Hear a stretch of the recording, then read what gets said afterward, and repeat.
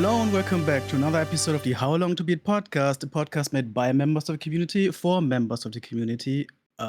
My name is Matt, and I believe the itchiest video game character might be Wario. What do my co-hosts think? Name yourself and your nomination for the itchiest video game character. Do they have to originate in a video game? No clarifying questions. Hi, my name's Abby. I'm going to choose Leisure Suit Larry without explanation. Frozen Roy here is going to say Itchy from Itchy and Scratchy. It's in the name. And Leah is going to say Sandman from the Spider-Man franchise. God, I mean, sand is rough and coarse and gets everywhere. Ain't that the truth? Those are all actually good answers. And we gotta scratch that itch. Yo. So today, as usually we will be talking about the games that we've beaten, retired, and played recently. We might also add a little extra section to talk about some fairly recent news. And our main discussion topic for this episode is going to be the somewhat recent Itchmas in July event on the forums, where we all played some free games on the great website itch.io. And after that, we will be ending the episode with another round of the eternally untitled collection game, what are games? So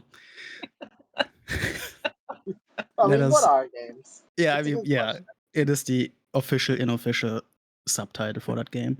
So let us begin with the things that we have been beating lately. What have we won, gamers?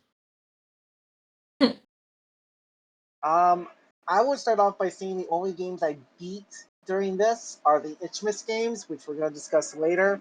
So Right. I'm going to be kind of not have anything to say this. I only have Very a few fair.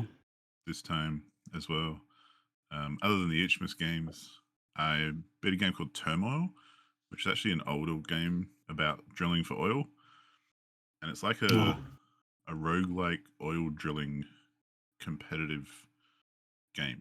You can play it Competitive. multiplayer, but I played it single player, and it's you against 4 other oil barons who you bid for plots of land on a map, and you then also bid for shares in the entire kind of town, and you go out each day or week or have whatever the time period is. I think it's a year actually, and you can hire dudes to go look for oil. You drop oil rigs and you drill underground and you pick up the oil and you cart it back to sell. And on it, it's like a 2D screen, and on either side of the screen are 2 companies, and their prices go up and down all the time. So you have to kind of match the economy as well. Good lord. And store oil or sell it. And it sounds kind of funky, but it's really, really compelling gameplay because there's a lot of factors to it and everything. And timing is really a part of it because the time keeps ticking over as well. And you have to kind of, whatever you don't achieve in that year, you lose any oil you didn't sell, you lose any oil you didn't mine and all that kind of thing. And there's lots and lots of variants. Then in between years, you upgrade your stuff and you get like better oil rigs, better horse and carts to transfer it. And you can like bribe people to keep the price above a certain price and, you know, all this kind of stuff. And it's just a really compelling game. It's surprisingly compelling because I picked it up kind of cheap and just thought, I'll give this a go. And basically couldn't put it down once I started. And yeah, it was just really, really compelling gameplay. Unlike my other completion, which was Leaf It Alone, which is basically... Yeah, fuck that, dog. What? I have questions about this, but go on. It's good. It's all right. It's like, it's exactly what it says on the tin. There's like a house, and you basically clean up all the leaves. That's it. It's like any of those games where you like clean stuff up and stack things and put them away. Yes, but you get upgrades and everything. I get the satisfaction of these cleaning games, but you could not pay me to spend any of my free time, even digitally, with a leaf blower. Those things are the fucking devil and need to be destroyed. I hate them with a passion. Damn, like we you've got- found something Matt's really passionate about. Yeah, I feel I like mean, you've to got be some fair, we see that unexplored every week. trauma or It's something. not like this. Dude, I I get I was you okay? expecting Matt's leaf blower trauma. also every every day when I go to work to my office, they have those leaf blower people blowing leaves all day around, not just in fall or whatever, with their goddamn gas powered engines and whatever, just noisy shit doing busy work for no actual Yes. point. Yes, it's just like these old ass fucking leaf blowers, and that is why it's always on my forefront, and the hatred keeps growing. But Mm. That's even valid. aside from that, I always hated those things because leaves, at least in the way that they are being taken care of here, in my experience, are not helpful to the environment. It is unnecessary busy work in most cases, and those things are loud as fuck. I fucking hate them. I hate those fucking leaf blowers. So this game can be as cozy as hell, but I would never pay $1 for that. I If, mean, if you it never know. helps, the leaf blower is not that helpful in the game anyway. Okay, It's there's probably other tools, huh? Yeah, the rake is probably the best because you've got more control. The leaf blower kind of blows shit everywhere, and Right. but yeah, Accurate it's to just a one of leaf those blower. games. You just upgrade your stuff. Eventually, by the end, you're like getting rid of leaves really quickly and easily, and then you're done, and that's the end of the game. So, And there's where not do really much all else to the it. hedgehogs sleep? Where do all the bugs stay over winter? I mean, dude, I don't think it's that deep. I know it's not. It's a stupid video game, of course. It's There are just leaves, and you can put them in the bin. Now, Yeah, granted, I know. it would be very funny to have a leaf blower simulator that simulates the entire ecosystem in the background. I would like to play that game, honestly. Yeah, I would be I much more would. interested in that. This is evil I- propaganda. I This is think that like the amount of people who would play that game is precisely 3. there's another simulator game that is like a lawnmower simulator, and that is also like the worst way to take care of your lawn, in my opinion. And these fucking games, they populate those evil ideas. All right, here's my Yeah. question then, Matt. What would you want for a lawn care simulator? Sorry, I What didn't hear would you either. want from like a lawn care simulator? Well, how to actually. The one that I would actually myself personally be interested in would probably be one where they teach you to take care of your lawn in a way that is actually helpful for the biodiverse fucking environment in Yeah. your lawn, like actually something that helps the nature live in there. That would be much more interesting than. I mean, of course, Coexist I'm mean- also with- being dramatic for a laugh, but I do feel that way in a sense about some of these games. I can also tell that you don't live where I live. Because if I Yeah, didn't cut my yeah. lawn, it would be like Snake City. True. Right. And But I I would mean, never go most of these outside. games go from an from my experience, from like a US American point of view, and in that sense, Yeah. the typical US American lawn care is, I Yeah, think, pretty infamous for not being healthy. That's Yeah. true. Very, very Feel like- removed from the ecosystem. I Yeah. feel like we could have a They're whole disrupting. episode just on diving into Matt's deep-seated thoughts Yeah. on. I mean, you do have me looking up lawnmower games now, so Shit, Well, yeah. lawn I'm games. actively helping the problem that I hate so much. But that's the beauty We've of had gaming. it- You can do things you wouldn't normally do. Yeah, no, that's true. And Well- I'm shooting chickens in video games too, and I don't like that as well. So I'm, I mean, of course, Matt, you You're know, part of the sometimes problem. you like to play the villain, you know? yeah, no, that's all fair. Yeah, obviously that's We all now fair. have one for the future, though. Piss, poop, North Korea lawnmowers.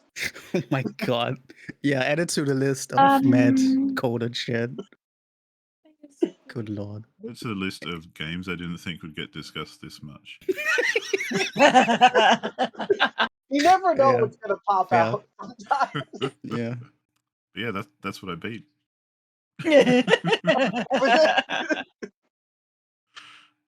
I went Uh, through a phase where I tried like 4 different like leaf blower sims just to see like what they were about, and like 2 of them crashed my computer, and then another Yeah. one was really good, but then it didn't go anywhere in the story wise. So I was like, all right, I'm gonna. And I think there's still one on my wish list or something, or maybe I gave up on that. Are you telling me there are multiple leaf blower games? Did I just hear that right?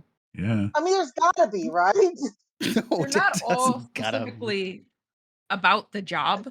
Some of them are a little bit. Oh yeah. You're a fox in the woods, and you're gonna clean up this area or whatever of leaves. It's not So all it's about like, the money, Spider-Man. Yeah, there so are yeah. multiple leaf blower games on Steam even. My god. I mean, duh. Okay, I think let's there's move multiple on. like everything games on Steam. And there's multiple lawnmower ones too. That blows. I mean, it does. It's a leaf blower. Yeah, I guess I'll do the next. Since I'm already riled up, here's another game that I hate. I one of the Alright, games that man. I quote unquote Matt 0 for 0 beat. right now. Yeah. God damn it. Starting great. One of the games I quote Been a hard unquote week. beat, it has. It's only getting better. I'm sure people are familiar with the amazing classic board game 4 in a Row. You mean Connect s- 4? Yeah. That Yes. We know it I as Connect always 4. thought it sounded weird, but I think that is actually the name of this video game release, 4 in a Row, which is Okay. probably. But yeah, Connect 4 is definitely the right one. 4 in a Row is a video game release that is doing Connect 4 as a video game. Exciting, I know. It's a German developed thing. And I originally bought this to play against an actual friend, but then we realized this doesn't actually have online connection shit going on. It's one of those quality games. That is, I mean, it's only couch multiplayer, I guess, but we don't live near each other to actually do that anyway. So what I had to do with this game was to play against NPCs, and I originally tried. I wanted to like beat one NPC of all 3 difficulties and be done with it. I figured this game couldn't be that hard, and I did manage to beat. Yeah, I did manage to beat the easy difficulty once out of multiple tries, and then I spent I think 50 whole minutes trying to beat the medium difficulty and lost game after game after game, and I felt like a complete moron. So that was not great. So I technically guess I beat this game by having won a game, and there's no campaign or whatever the heck. It's just that. I can't But believe it doesn't have a campaign mode. yeah, maybe So what's for the better. story? The story is that you there's actually multiple like environments to play Connect 4, and one of them has you go on a picnic, and the playing board is a watermelon cut in half with Oh. cheese snack picks poked into the watermelon, and you stack blocks of cheese on that. Right? That's the Yes. screenshot on the Steam store that got me to What? buy this years ago. Sure. But it I still have a- plays like ass, and I hate it. I have a question, Matt. Yeah. Do you have the ability to buy 51 worldwide games? What are you saying? 51 worldwide games. It's a board game thing. It has Connect 4 in it with online. Well, The Steam board is cool. if this is on Steam, yeah, I guess I could buy this, but I don't. I'm not I sure think if it's only on Steam or if it's only on Switch or if it's on Steam. I think what I'm actually learning though from this is that I never want to touch Connect Forever again. I think this Damn. was a valuable learning experience that I should really Destroyed keep the- away from that. Yeah. It's a shit Matt game. refuses to connect more than 3. Thank you, Abby. that's the assurance that I need. So I beat that shit. I also beat. Here's a game that I previously mentioned already. This is Beat Refla, like Reflex without an X. Still yeah. don't know why. This is the lewd anime rhythm game that I was playing. The massage parlor rhythm game. You know where this is going. And I beat the story, and it was good and fine. I actually had quite a good time with this. I never, still through the entire playthrough, never managed to beat a single song on the hard difficulty. It was always medium or easy, and it's fine. At least I got through it. But yeah, good stuff. I got a good ending, I guess, because the character did end up with one of the patrons, Oh. as Which you one? should. The the two ladies that had like the full bar at the end, were for one the metal band vocalist that I was mentioning before, and the sporty type that was always training to run marathons or whatever the fuck. Those were like the two potential cases for the protagonist to Yeah. end up with. And I tried to go with the runner because I actually liked their story in how they encouraged each other. That was actually kind of charming. But I fucked up with some of the visual novel decisions. Oh, no. And so it was always like stuck on like 99% or whatever. It missed the final thing. So they didn't like each other enough. What worked though was the metal band vocalist, and I guess that is also anyway the coolest character. So it's fine, and they ended up together just fine. It is an Well, that's ending I'm not mad at. Yeah, so that works out. because it would have Um, sucked if kind of just accidentally ended up with the crappy one.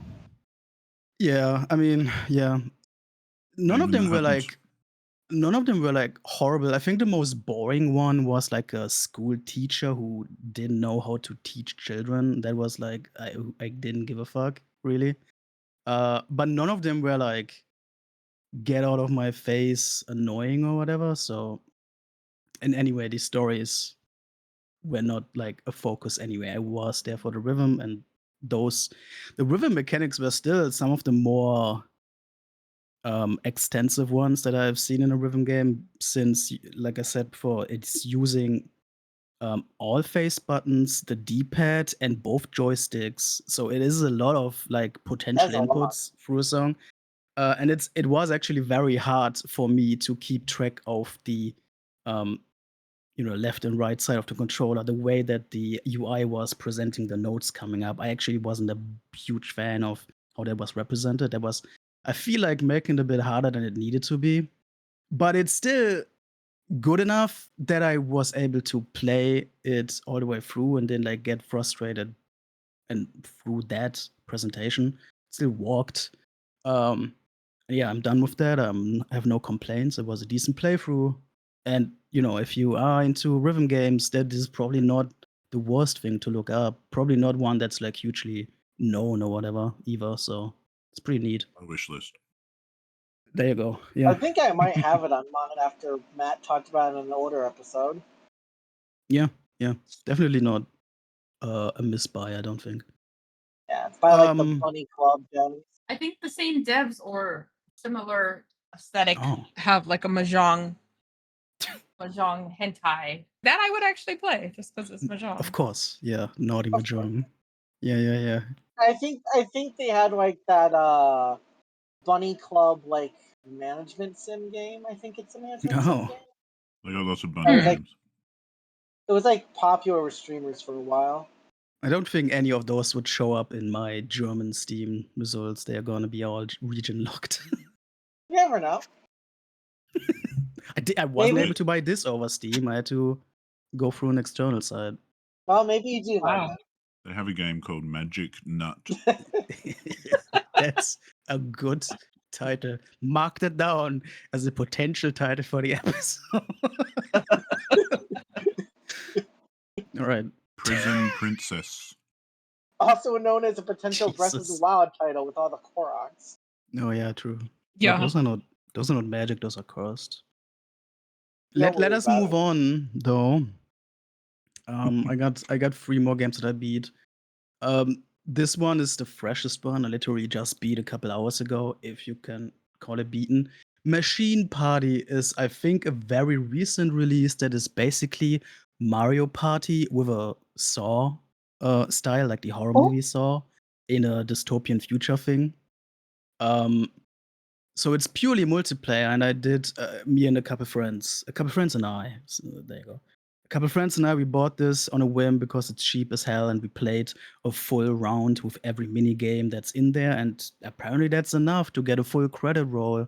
So that's why I consider it beaten. But it is purely a multiplayer party game. It is a good one though. Especially, I'm not usually one for Mario Party. I like the.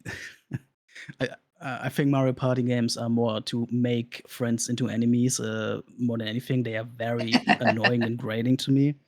But this one, I think it's the quick progression. There's no board or whatever. It's just minigame after minigame after minigame, and those are all Oh, pretty that's lame. decent. I'm pretty damn good with this. It's a very quick into the action and then done. And the presentation is really good. It has this grimy dystopian future look to it. I think the developer made some.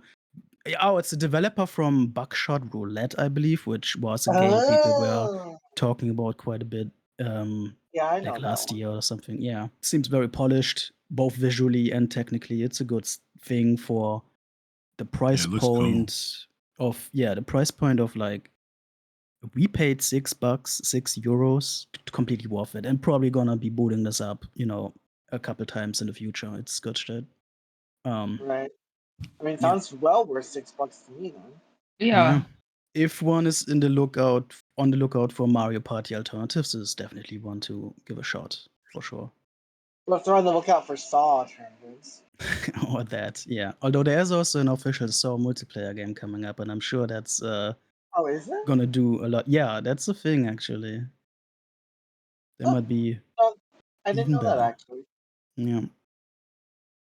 And then I have 2 itch games on my list, like really short ones. I think both of those are below half an hour. I was just, with Itchmas behind us, I was looking for some other stuff on Itch while I was there, and I was just, I think I was looking for games about, indie games often like to go. I like indie games that are made with a rebellious tone, that might even have a political message behind them and whatever. And I was looking up, since we got a lot of stories about AI data centers doing their thing these days. I was looking up if people were already gamifying those and their opinions about them. So I was looking up data center games, Makes and I sense. found 2 that were actually not too bad. One of them simply called Data Center by user KMLO, which is a game that was released in 2019. So this is not specifically about AI data centers. It's just the classic type, I guess. But this has a cool setup or story. It's a very basic monochromatic game where you are in the future, a character in the future who is discovering this old ruin of a data center that was built way back in the past, and with the help of bats with bats that light the way for you. I don't know why. You just explore this ruin, this old data center, and solve some simple puzzles. And then 5 minutes later, you have a decision to make, and then it's done. Like, it's not a groundbreaking thing or whatever, but it has a neat vibe. I like the setup of being so far in the future that the technology of now is like ancient and whatever. I always like that sort of theming, so this was Yeah. kind of neat. And the other game that I was finding is called AI Data Center Tycoon by a developer group, I think, called Snugglebus, which was made much more recent for, I think, a game jam that is still going on right now, the Game Maker's Toolkit game jam, which Game Maker's Toolkit might be a thing people are familiar with, because that's a pretty big group, I want to say, that also releases a lot of cool videos on YouTube about, game development and whatever, like actual educational shit. They have official game jams going on, and this one was a submission to one that's currently on. AI Data Center Tycoon is less of a game, though. It's more of a straightforward parody. There's you do have the illusion of decisions as you build your AI data center and then have to choose between two options, two business options to go with as time goes by.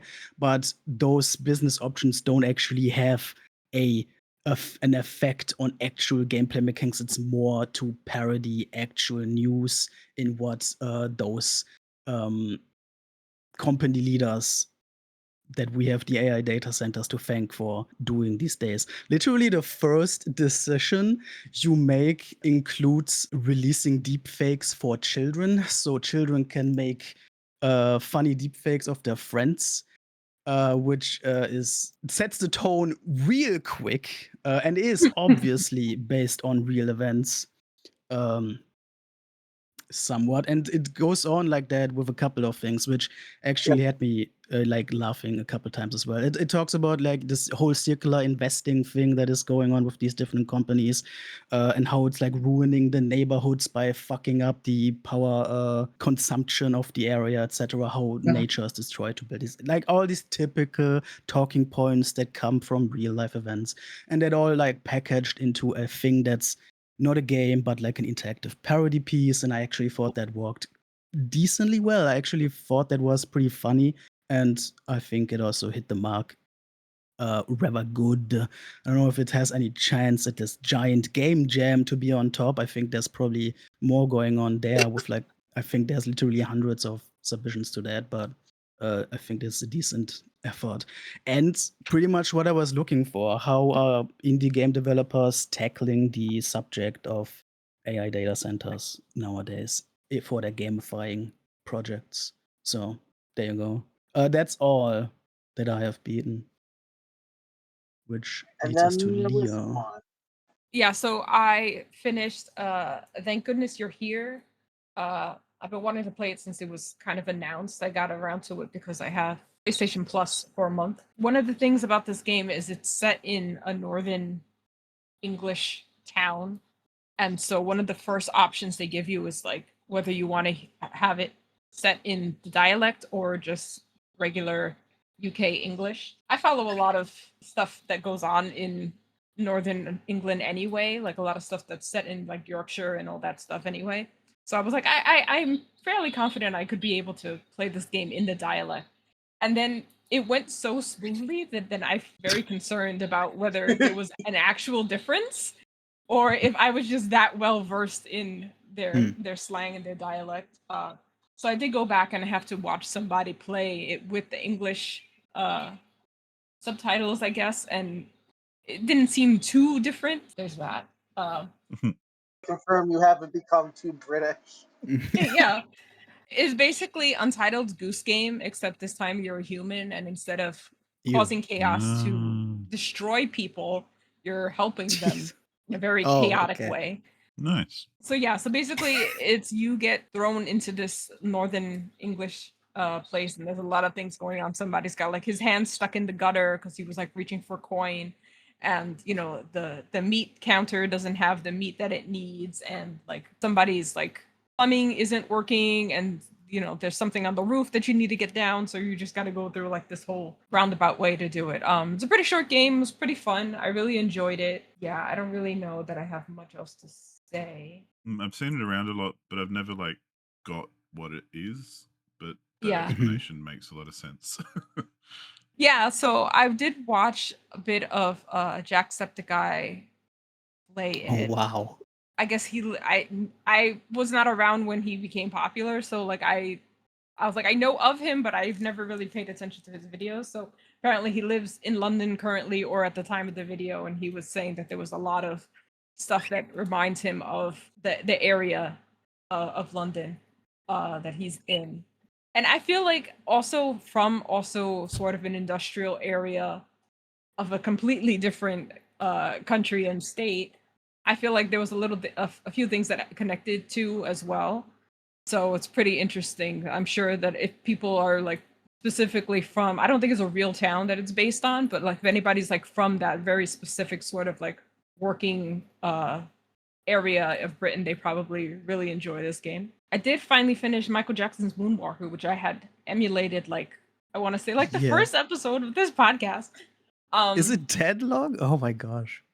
So like something like that. But Damn.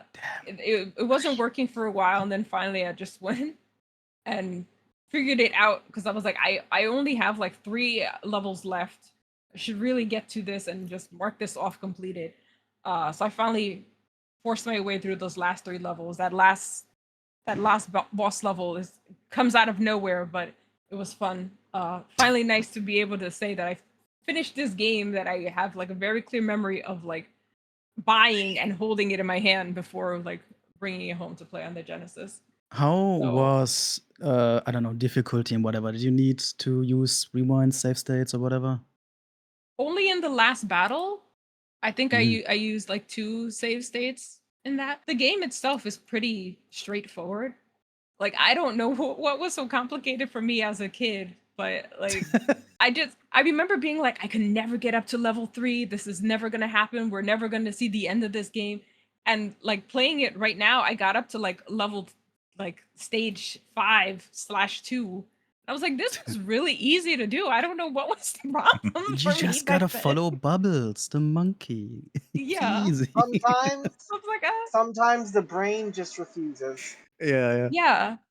I remember thinking it was like so hard, and I was just like, why did they make this game so hard? I don't understand. Oh, the other thing is that apparently this is one of those games that have multiple versions of the game, but they all have the same name, but they're all different Mhm. actual Mm. games. So now I kind of want to track down all the other ones and play them because even just looking up what I was supposed to do in that last battle, because it was completely different from the rest of the game. So I was like, what is the goal here? So I had to look that up. But even just Um, doing that, I kept on coming across like stuff, and I'm like, this says the level, but that looks nothing like the level I'm in. And Hmm. then I realized that there's different versions of this game. So now I might have to come back to this on some other port later. but is this the game where Michael has a special power where he can make the enemies dance and then they die? Is Yes. that yeah. I Yep. remember back when I was messing around with Mugen, that like self-built fighting game where you could Oh mod yeah. in whatever character, whatever. Somebody put Michael Jackson available for this thing, and you could.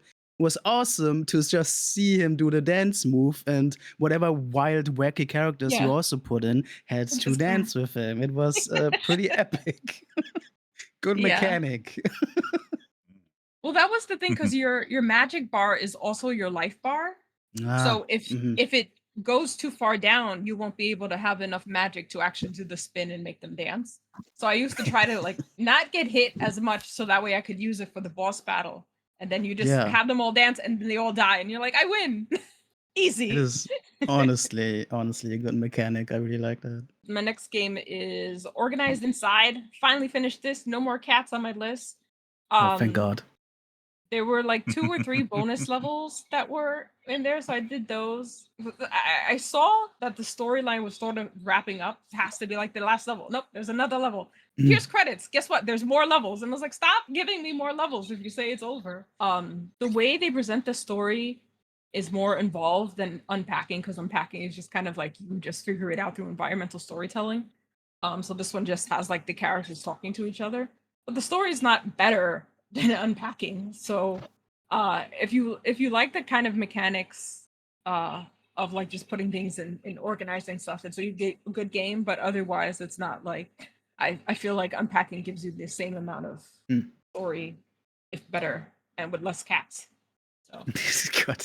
yeah, the next thing I have is Softly Placed, which I had saved specifically to get when it went on sale, and I didn't understand why I had written it like that until I saw that it goes on sale like every month for like $1.99. And then I finished it in like 2 hours. So I was like, all right, that's Mm. why I was gonna only get it for $2. But the problem here is that they have like 5 different DLCs.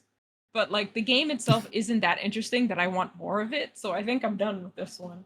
But this is sort of like a little to the left clone in the same way that Organized was an unpacking clone, where it just kind of like sort of logic puzzles where they just present you a scene and you just have to figure out like what it wants you to do to complete the level.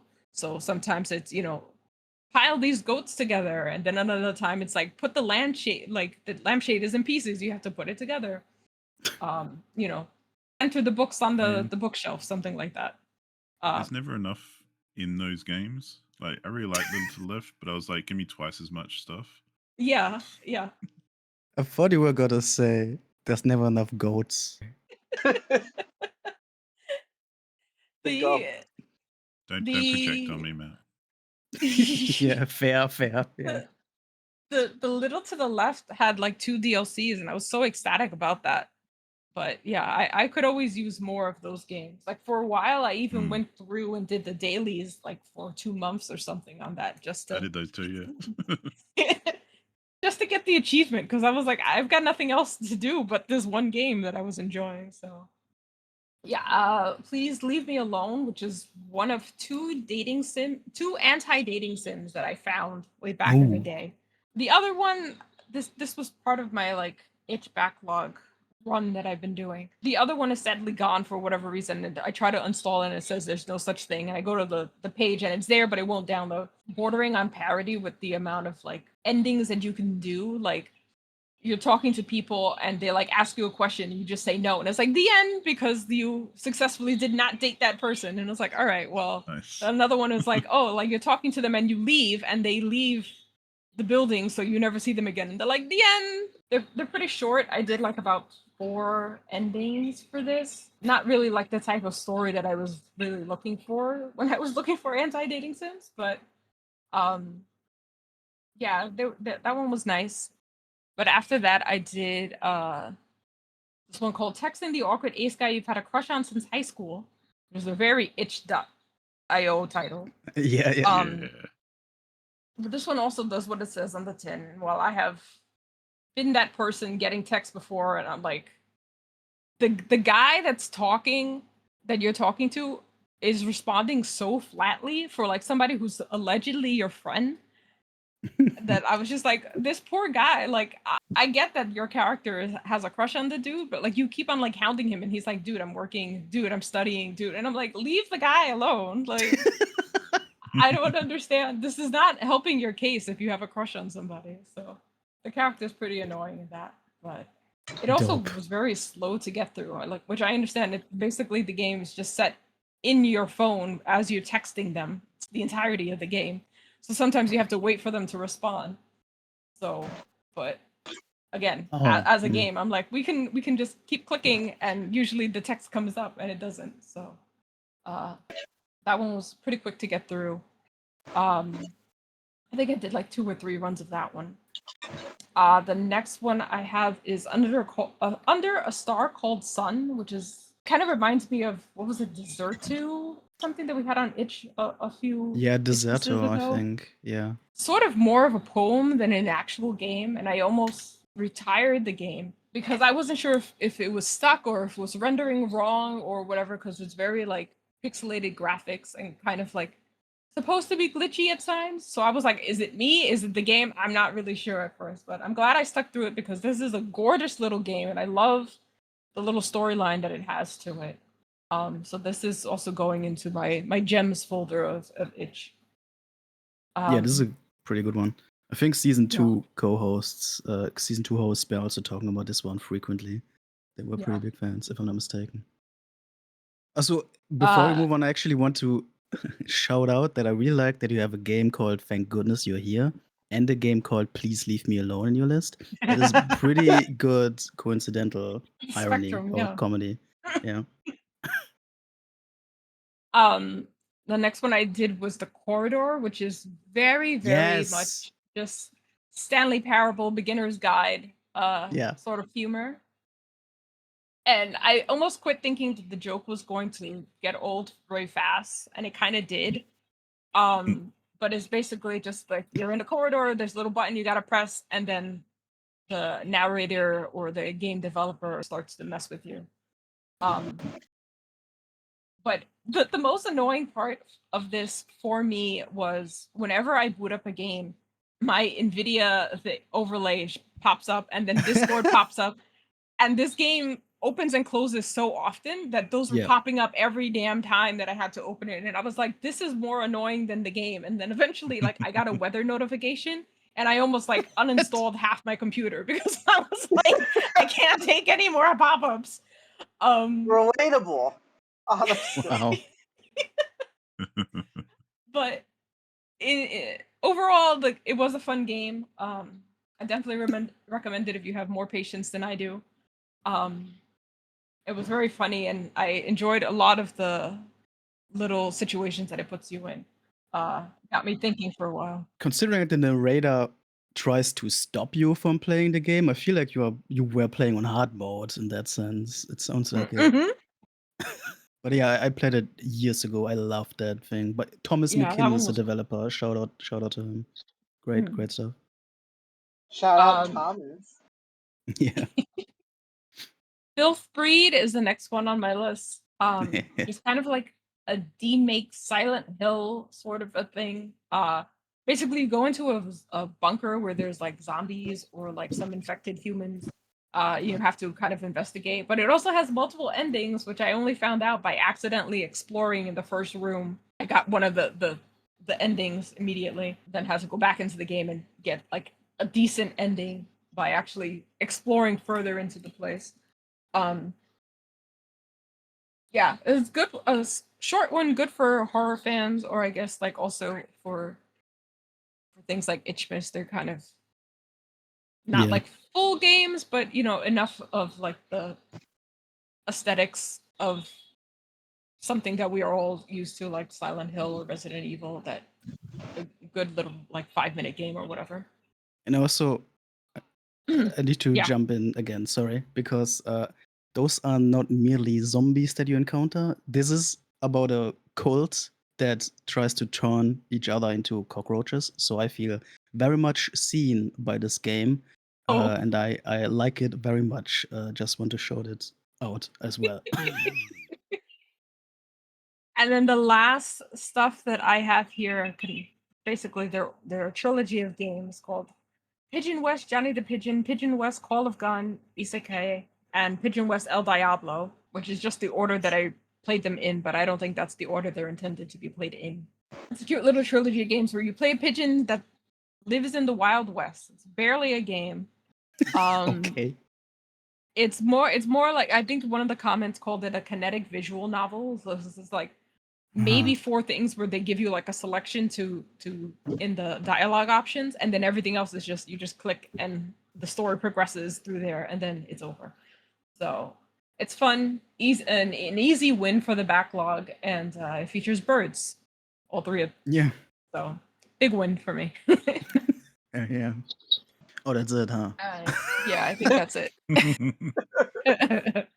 Well, we're off to the Wait a retired and minute. paused section. Roy, do you have retired or paused anything? Surely. I don't have anything listed. I'm actually trying to remember. I may have retired something. Okay. Are you serious? I thought you don't retire, shit. There was like some game I'm not sure I own anymore. I think I retired. To give you an idea, I can't even remember what it was. Good lord. Yeah, okay, that must Which be is a why good I one. don't have it listed on the document, to be clear. Yeah, If you- fair. Oh, I think I You might have don't own retired it? Aragon for the Game Boy Advance because I figured I wasn't going back to it. That might have been what it was. My God. The rare Roy retirement. Wow. We are truly game. blessed. I guess I'll just continue. I've retired 4 games. One of which I've previously mentioned. It is the Fernbus Simulator, the like coach simulator. I think it's the international title. And I literally just didn't touch it, I think, since the last time. I think I mentioned previously already that I was, since the only campaign thing here that you could do to call it like a full thing and then beat it seems to be that you basically play free roam style until you reached every coach bus station in Germany. And it seemed like the map was really limited at first, and I was considering actually cleaning it up. But it turns out the map, the map actually increases the more you discover of Germany, and it will be eventually be the entirety of the country. And I'm not like into this video game enough to actually spend that much time with it, so I decided to not boot it up again after You the only need realization. 50% Germany. I think no, I actually think I only uncovered like 10% of Germany or something, which included all the cities that I've seen in real life. So that's pretty much what I was in here for anyway, for the most part. So it's all good. It's gone. Then I have 3 games that are fresh that I retired. One of them is called Roxy Raccoon's Pinball Panic, which I think is given out for free these days. And Roxy Raccoon is a name that has haunted my Steam search results for years now. It seems to be a whole slew of like a different genre budget titles all around this Roxy Raccoon character. Um, and obviously, this one is all about pinball, and I guess a free game of pinball with a raccoon character in it is pretty appealing to me, so I gave it a shot. And it seems, especially for a free game, at first glance, like a solid version of that. Like the game is functional. It has a lot of tables. The physics don't feel like trash or whatever. It seems pretty good. And there is a campaign apparently where you are going from table to table with some light story about an evil witch that you chase for some reason or another. And I was thinking about going through all of that, but ultimately, what started the doubts was that the tables were all pretty basic and lame, like okay for a couple minutes, but they never really evolved into something more interesting. This is a type of game where I wouldn't be shocked if all of those tables came from like a pre-made, um, I don't know, like package of game development assets or whatever. Like if it was just like pre-made assets that they changed the visuals a little bit to put the Roxy Raccoon graphics on there or whatever, and then sold it as a game. Especially also because there is so many tables and there's like a million DLC packages as well to buy a million different pinball tables as well. It smells a bit iffy in that sense, but also they put enough effort to have like cutscenes and shit and like voice acting or whatever. So it's a weird thing that I can't really pinpoint. But You can't pinpoint, but you can pinball. I can pinpoint doing the pinball. But like I said, the tables, none of them were like very exciting and they were kind of boring. To progress, you were supposed to reach to beat like a certain score by this evil witch or whatever. But even those scores to aim for kind of didn't really make much sense from table to table. Like the way they rose or like lowered in numbers. Like for one table, you only need like 300 points. For the next, all of a sudden, it's like 100,000 or whatever. And I don't know if those were intentional decisions or just mistakes. It was very strange. Ultimately, this is what killed it. I hit a table that just didn't let me progress every time I reached a goal and wanted to go on. It just looped back to the same table. It just seemed buggy. And this game wasn't exciting enough, wasn't interesting enough to actually make me want to like troubleshoot the shit. So I just threw it out again. Nothing spent, nothing lost, except some time of my life, I guess. But was also not the worst experience I've ever had. Another game that I tried and basically dropped because it wasn't quite up to what I wanted is Riding Seas, which is a purely aquatic racing game all about boats, and I do love me some boat racing. This one is also in like the budget area, I guess. It's not a super polished game, but it also still has a decent presentation. It seemed to have decent handling of the vehicles and whatever. It has decent variety of the tracks. So it seems to be a good buy if you're into this and don't want to spend much money. And I think I played this for close to 2 hours over a couple days, trying to beat the campaign. Seems fine. What I didn't really, again, the tracks were fine, but they weren't exciting, so it didn't really make me stick to it. And there was this like odd or unnecessary, rather, currency mechanic where you have multiple currencies to upgrade shit on your boat, which seems just like not a decision made for the game, but rather because it's considered a standard in bigger games or whatever. It didn't really make it better in my eyes. Also, the upgrade progression seemed so slow. I made it, I think, through half of the campaign circuits and still were not able to buy a better boat and only got minimal upgrades on the boat I got, which truly really made it feel like all the boats I was racing against were just statistically better, like faster and whatnot, which made it weirdly hard. I believe this game wants you to grind out currency by replaying earlier races and then upgrade to progress, which is not a game loop I care for, especially not in like an arcadey racing. Like, get the fuck out. That's like bloat. It feels like bloat. That's in that sense. Which is a bit of a bummer. I want to give them props for having a lot of boats, and your starting boat is a little is a little a folded paper boat with like literally Clippy stuck on there. Oh my Uh, god. like- Fucking Got a Clippy. lot of boats. and that is That's where he's adorable. been all this time. Yeah, he bought himself a boat. He's doing good apparently. That little Clippy dude. Did But you yeah, say it looks like again, you're this- having a race? Sure, many of them even. Yeah. So very close to this pinball game. It's like fine, but it's not great and has its problems. So didn't feel like it's worth my time much more. So it's gone. Mhm. And the Bye-bye. final game that I retired, this one is actually dope as heck and is probably gonna be coming okay. back in the future. But right Not now it's surprised given just the name. yeah, right now it's just not ready yet. This is called Piss Off. I have at least once mentioned this before in the 2025 Summer Games Fest New Game Plus thing. I'm pretty sure I mentioned it there before because it was in one of the showcases.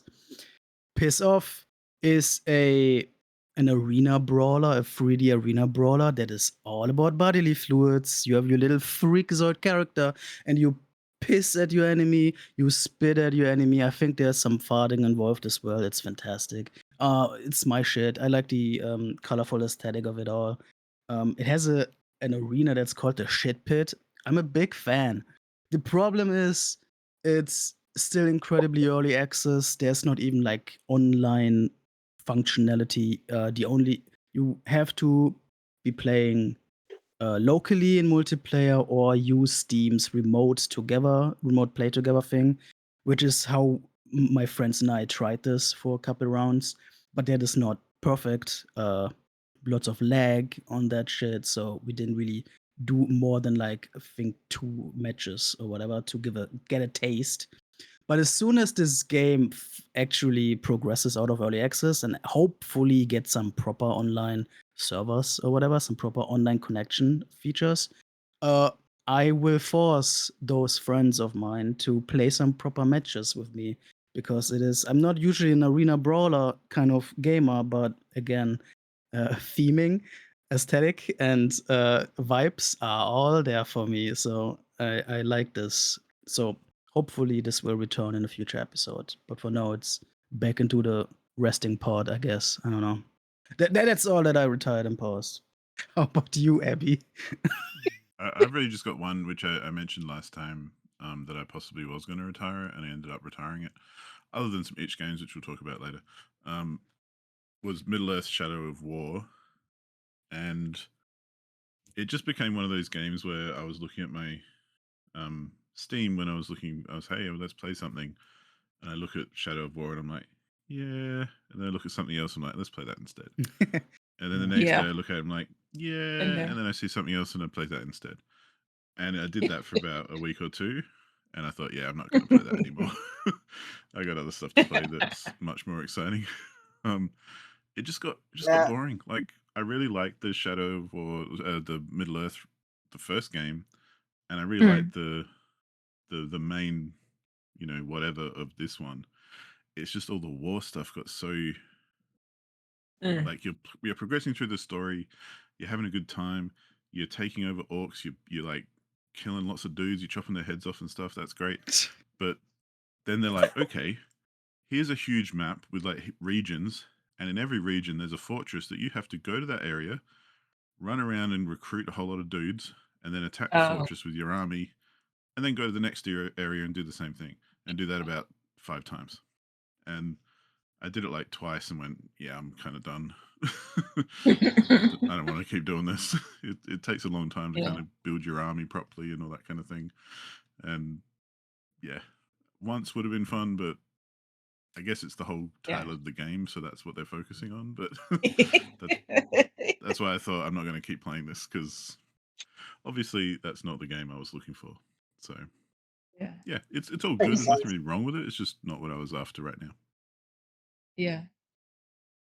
It's interesting. Those are both on my backlog, but feel like I would hit that same wall where I'm like, I don't want to do the same thing 5 times over. Just let me do that, and then we'll go to the next section And of the whatever. first game was But, much yeah. more dynamic and organic, because the whole nemesis system, which is their big thing, where Right. if you fight an orc captain or something and they kill you, they get promoted to like another level, and you'll meet them again later in the game, and they'll remember you too. Like they have lines of dialogue like, "Oh, you're back again for some more, are you?" kind of thing. That's really cool. And you can like possess orcs as well to infiltrate the ranks, so you can kind of set it up so that your guys beat other guys and end up getting to the top of the ranks and stuff. So that's a really cool system. I feel like it was so good in the first game, they were like, hey, we need to make a sequel, and so we really need to kind of lean into this a lot more, rather than just kind of make the same thing again with a new story, which, granted, a lot of people might not have wanted. They're like, let's just do the whole system and make it, you're building an army now. You're not just doing individual dudes. You're doing like masses of dudes. And it just got boring. But yeah, that's me for retirements. I have a few, 2 of them, Bomb Chicken and NHL 22 are just paused currently. Because I was going through my How Long to Beat account and just like kind of clearing out my playing tab. So those are paused for now. MindsEye is here, but Thank probably God. not for the reasons that you think. I couldn't get it. The reason why I was playing it is because there was a free weekend. I didn't get to play it on the Sunday that I would have to play it for free.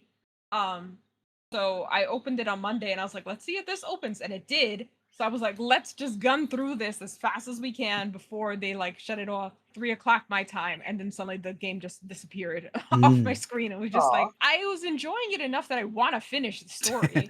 So the problem is this was on Steam, where it never goes on a good enough discount for my budget, and I don't feel like rebuying it for PlayStation to play those 4 hours that I played all over again. So I'm like, do I wait until it becomes like free on Epic and try to like push my files over from Steam, or what? Or do I just like suck it up and play those 4 hours again on PlayStation? So I don't know. We'll see.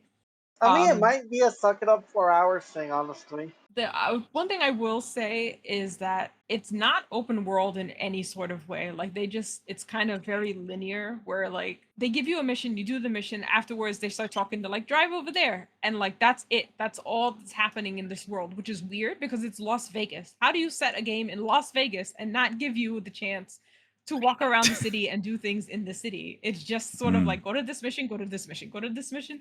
And I understand that their idea was that they figured they were going to give you like a sandbox. So you were going to do your own little missions and do your own little world. And you were supposed to like build up the world that way. It was supposed to be like user generated content or something. That didn't happen. So now this game is just kind of like 10 hours of the main story, and that's it. Yeah. So there's one you're like flying over Las Vegas, and it's like they modeled it to for me. This is a newer version of Las Vegas because they have the sphere, and like I don't know of any other game that has the sphere. So like as we're flying, I was like, oh, this is a new model of the city. This is like more current than I've ever seen in a game. Got the fucking orb. I was like, we'll see. And then you don't get to ever go to the actual city. You're just like on the outskirts doing whatever. Oh my But God. why? Why even bother having it in Las Vegas? You're just in the desert of like what would be the suburbs of I the mean, desert. like if you're gonna set it in outside of the city, don't say it's in Vegas. Say it's in Nevada, because you're not in Vegas. it was very strange. I was like, oh look, there it is. We're going that way. Okay, never mind. I guess we won't go to Vegas today. But did they accurately simulate the 111-degree weather? Watching the trailer, and I just saw the sphere. So yeah. Anyway. There we go. We can confirm sphere. There is a part in the very early cutscene. It might even be the tutorial cutscene where your character gets to the city and they walk outside, and his friend he just goes, "Oh my God, is it always this hot?" And he was like, "You get used to it." Not really, not actually ever. No. Right. They do. They do sort of You mention get it. used to it in the sense you accept it. How's that? Yeah, Wow. I understood what he meant in that sense. I was like, yeah, I don't think you ever get used to it. Also on PS Plus, I was playing Baby Steps, which is a fucking delightful game. I wasn't expecting to enjoy this game so much. I was having like so many deep thoughts while playing this fucking game, and I want to continue it, but it's one of the ones on PS Plus that's it's a trial, so you only get 2 hours out of it. And it got to the end of the 2 hours where you start off and I'm like, there's no way that you're gonna expect me to walk across this entire map just like figuring out how to walk. This is gonna take me forever because every 2 steps he was falling over. Open world quap, this game. So I was like, I don't understand how this is gonna be.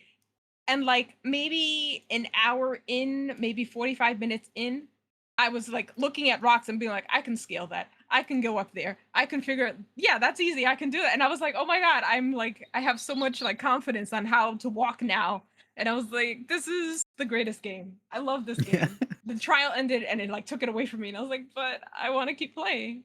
So that I will come back to at some point. InKONBINI was another one that I was playing. It's basically it's set in a convenience store and you're just like stocking the shelves and there's like a little story. It's a very short game, but again, as a trial, it wouldn't let me finish the game, so I'm gonna have to come back to that one later. I played the 2 hours that I had with that one, so that's another one that. It's funny how PS Plus is that way, where like some games they'll give you a trial and some games they won't, and most of the time for me, like I won't even finish the trial. Like there was a lot of them that I played like 30 minutes, and I was like, nope, delete that from my system, whatever. And then there's other ones where I'm like, I guess I'm gonna actually have to invest in this game later on, which is great because like for $20 a month, I have now played probably like about 14 games and I'm really only focusing on buying like 3. So that actually did end up saving me a lot of money in the end.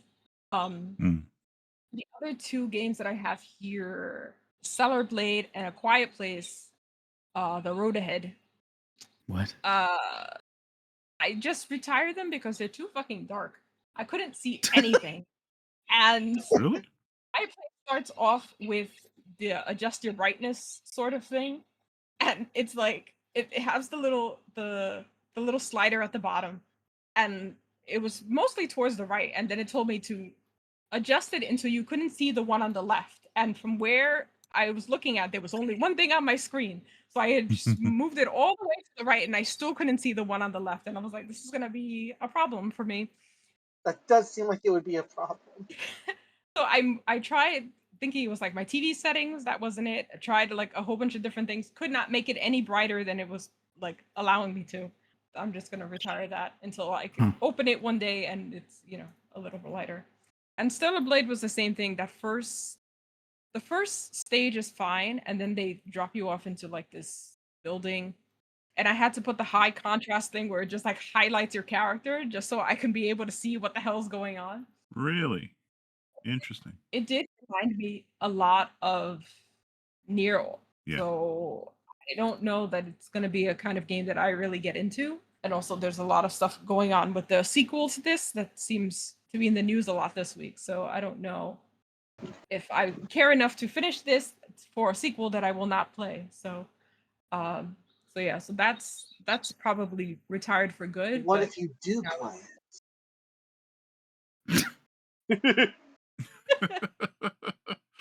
Damn. It's got you there. Think Yeah. about it.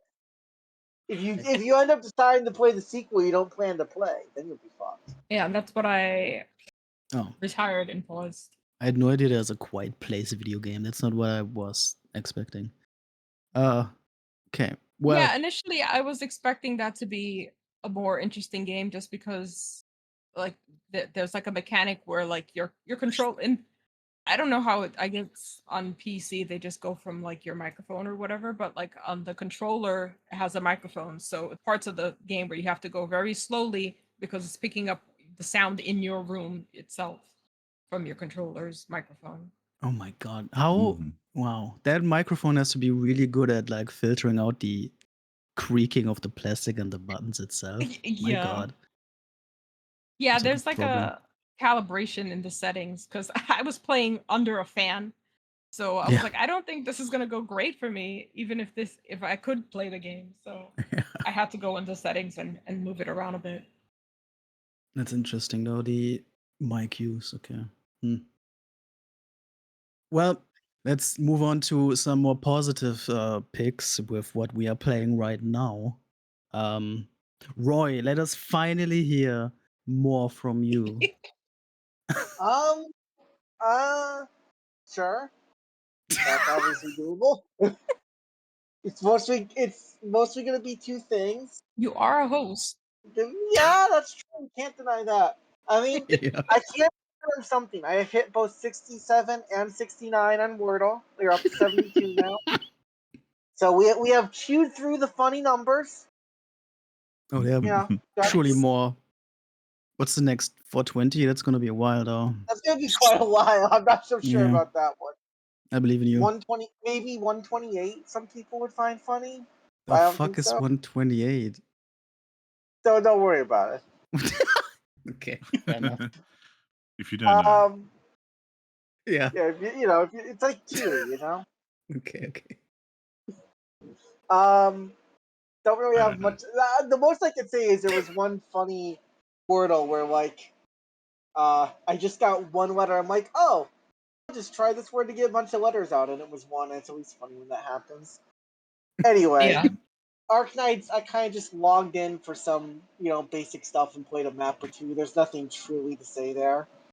Civ 4 booted up a game because I was looking up, like, I forget what century of Spain it was, just kind of, like, flipping through history stuff. And I'm like, oh, I should play a game in Civ 4, Spain. And I just did that. Went for the religious game plan, not quite as common, but just fit Spain a lot. Very, at this point, just have to win the game. Like, I'm way ahead. I just have to actually finish it. You know what I mean? Right. Which means the two things I probably spent the most time on. Technically, I guess I also played Cockatrice with MTG with that kitchen table league I was talking about. That is, I suppose, a video game. No, yeah, I would argue not, but I mean, it's like technically. yeah, I mean, yeah, no, it's fine. I don't have anything else to say. It happened. Yeah, okay. Probably the two things I spent the most time on would be one, Pokemon Emerald. Exact same playthrough I was talking about before, where I'm doing a soul link with a friend. I did accidentally get one of our Pokemon killed fighting the Wind Straits. Mhm. Look, man, meditate high jump kick. It's scary. Honestly, if I didn't get a bit lucky, I might have wiped the run by accident. Damn. Next time. On a completely optional fight too. Even better. But we got past Watson, which is like one of the biggest early challenges.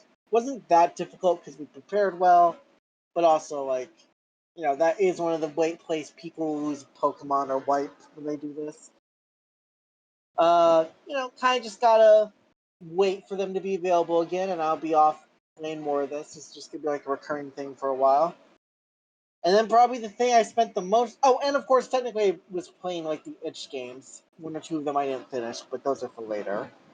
But the thing I probably spent the most time on this week was, in fact, League of Legends.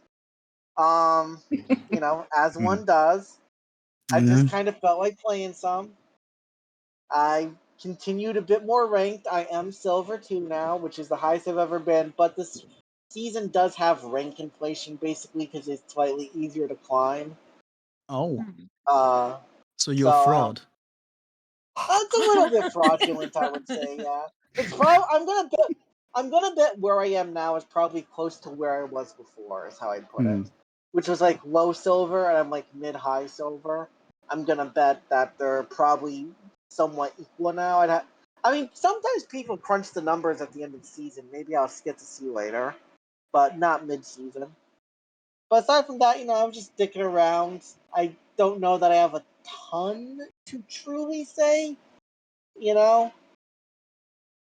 especially on a podcast like this. But I probably played like 10 hours at least this week or this last 2 weeks, probably more. So that was probably the thing that ate the most time for me. Dope sick. Honestly, part of it is just like there was a lot of times I was either doing writing projects or doing something in real life and doing stuff. So I didn't feel like starting like, oh man, a story game or whatever. Yeah. It's like, fuck it, I can just play League of Legends 2 matches in an hour, then go do something else, That's how they Right. get ya, those multiplayer games. It's just easy to hop in, hop out. Yeah. You should hop on Anyway. the Mario Party game, Machine Party. Let's do that instead. Hop on Mario Party 3, baby! No, I will not have any of that. Please, somebody Honestly, it's been a while since I played Mario Party 3 with my friends. Maybe I'll ask them about it. That's a plan. Or what else are we playing? So, still playing Wreckfest 2. It's still awesome. I've actually been progressing through some of the challenges that I previously thought I sucked at and would never beat, but I kind of persisted because it is good time even if you don't win, and eventually managed to get it. The downside to Wreckfest, I think, is a lot of the racing. Sometimes your success comes down to how you do in the first half lap when you've got 24 cars on the field and they're all together, and you either get totally wrecked and end up at the back and having to catch up, or you manage to sneak around to the front and then it's just a case of staying ahead. And because of the nature of the gameplay, other cars kind of crash and everything, so you tend to stay ahead a lot easier than catch up, because you end up crashing a lot if you're trying to do lots of overtaking. So yeah, it's a little bit frustrating in that sense for me anyway, but maybe that's because I'm not very good at it. But it could just be, it could just be a skill issue. But at the same time, I'm having enough fun that I'm happy to kind of like play again and again until I do get it right, which is weird for me with racing games as well. Because much as I love racing games, I hate repeating things. Like, I like racing games where I just have to race each race once and then I can move on to the next one. So, Yeah. For this one to keep me repeating it, obviously shows that I'm enjoying it a lot. So, yeah, Wreckfest 2 is good.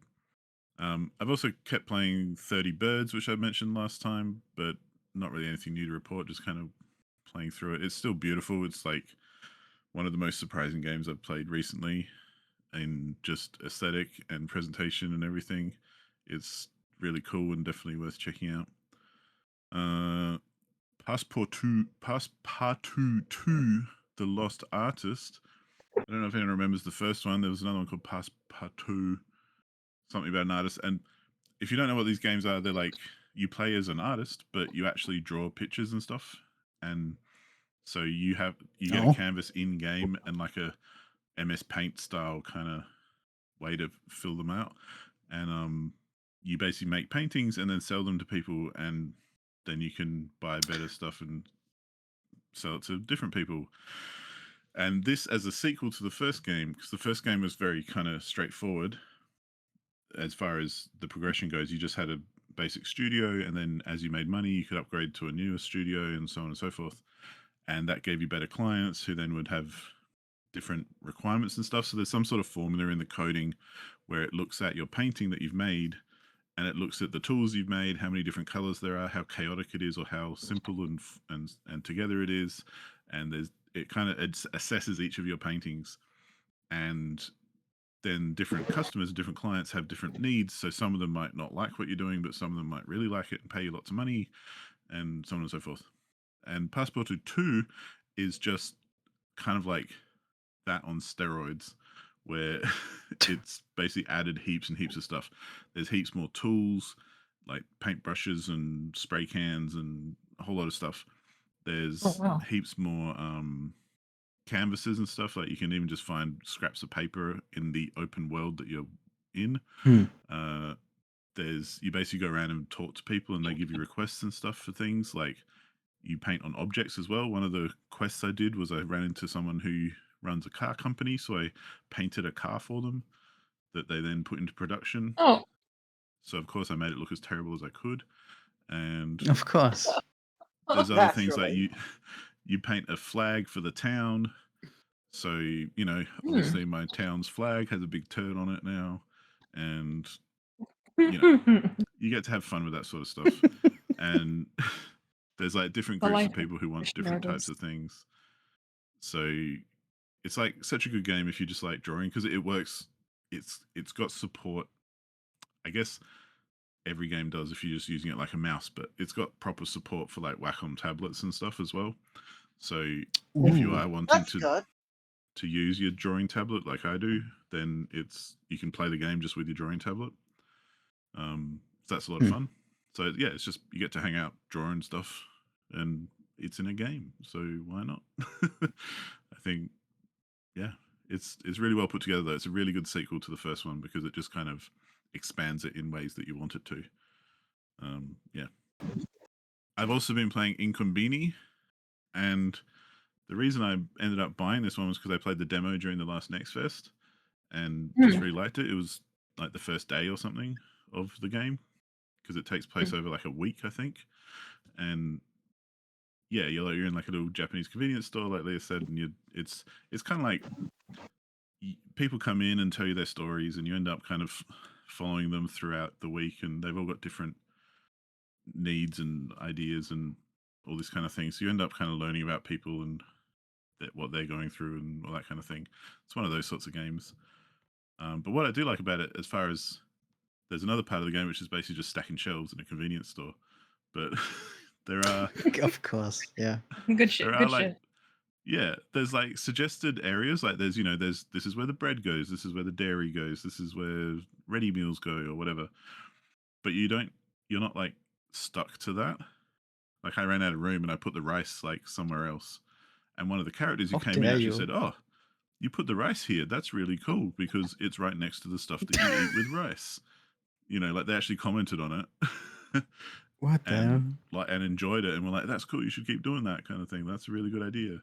So, you know, it's kind of cool in that way because it's very cozy. Like it doesn't really tell you you're doing anything wrong. You're just kind of cruising through and having fun. So I like it. It's good vibes. For me, I had put the bread in the fridge, and one of the characters commented on that, and I was like, I personally always have my bread in the fridge, but okay, I guess I'm not supposed to put the bread in the fridge. So the next time I put it where it usually goes, and they were like, "Oh, it's good that you figured out where that goes," and I was like, "Yeah, okay." Oh wow. Sure. But I like that they call you out for it though. Like, Yeah. Yeah, I wasn't expecting that. I did feel very cold out at that 1 second. I was like, how did you know that was there? Why are you looking over there? Focus on what you're buying. Don't worry about my store. Yeah. Wow. Well, and I think I picked it up pretty cheap as well, so I was like happy to just have a nice little cozy, Yeah. Convenience store game for a little bit. And also another one they mentioned, which I've been playing lots of, is Stellar Blade. And that's why I was a bit surprised when you were talking about it being really dark, because to me it's really, really bright. The duality of man. It's different on the other side of the globe. Oh, yeah. of course. Everything is backwards here. So Yeah. One brings shadow, one brings light. You know. Yeah. But you're absolutely right. Stellar Blade is basically, if you like Nier Automata, you might like Stellar Blade. It's similar kind of gameplay. It's third person action. I love it. It's so up my alley. Like, these are my kind of games. Oh yeah. It's inspired me to go back and actually finish Nier Automata, because I never actually got around to finishing it, even though I really liked it.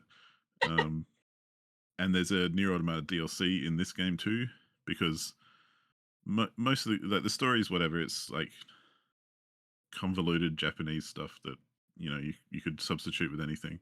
Yeah. But the main thing is that you're cruising through levels and solving quests and all this kind of stuff, and you're doing lots of combat and fighting bosses and exploring all that kind of stuff. And the combat is really, really good, because there's a really in-depth combo system, and parrying is involved a lot, and dodging at the right timing and all that kind of thing. And there's loads and loads of mods and things that you can get to augment all your skills in those areas. So you can unlock different combos for, if you do a perfect dodge, then afterwards, if you hold X, she'll come back with another attack, or Y if they've got too many shields, so you need to break those down first. And it's just a really kind of good in-depth combat system, which I really like, because I like exploring all those different combos and seeing what works well with different enemies. Lots of good enemy variety as well. I'm about 10 hours in, and there are enemies repeated, but there's still new enemies every single time I kind of boot up and play. So they kind of do use old ones, but then they add new ones all the time as well. And they're, crazy, crazy creative enemies that I've never seen before. So that's a lot of fun. And yeah, the other half of the game is dressing up your character to look cool. Of course. I think I've unlocked about As they do. 25 costumes already, or Wow. alternate outfits for my character, plus earrings and face stuff like glasses, all that kind of thing, plus hairstyles. Style. Huh. And it's very much sometimes I'm playing it and I'm like, man, I'm glad no one's watching me, because Oh. it's very much That sounds right for Stellar Blade. like, cute girl wearing very revealing clothing, beating the shit out of people. And so it's very designed with a certain aesthetic in mind. Yeah. And it's a good thing that the gameplay is so compelling, because fuck me, it's sometimes you're running around and you're just like, oh man, what am I doing?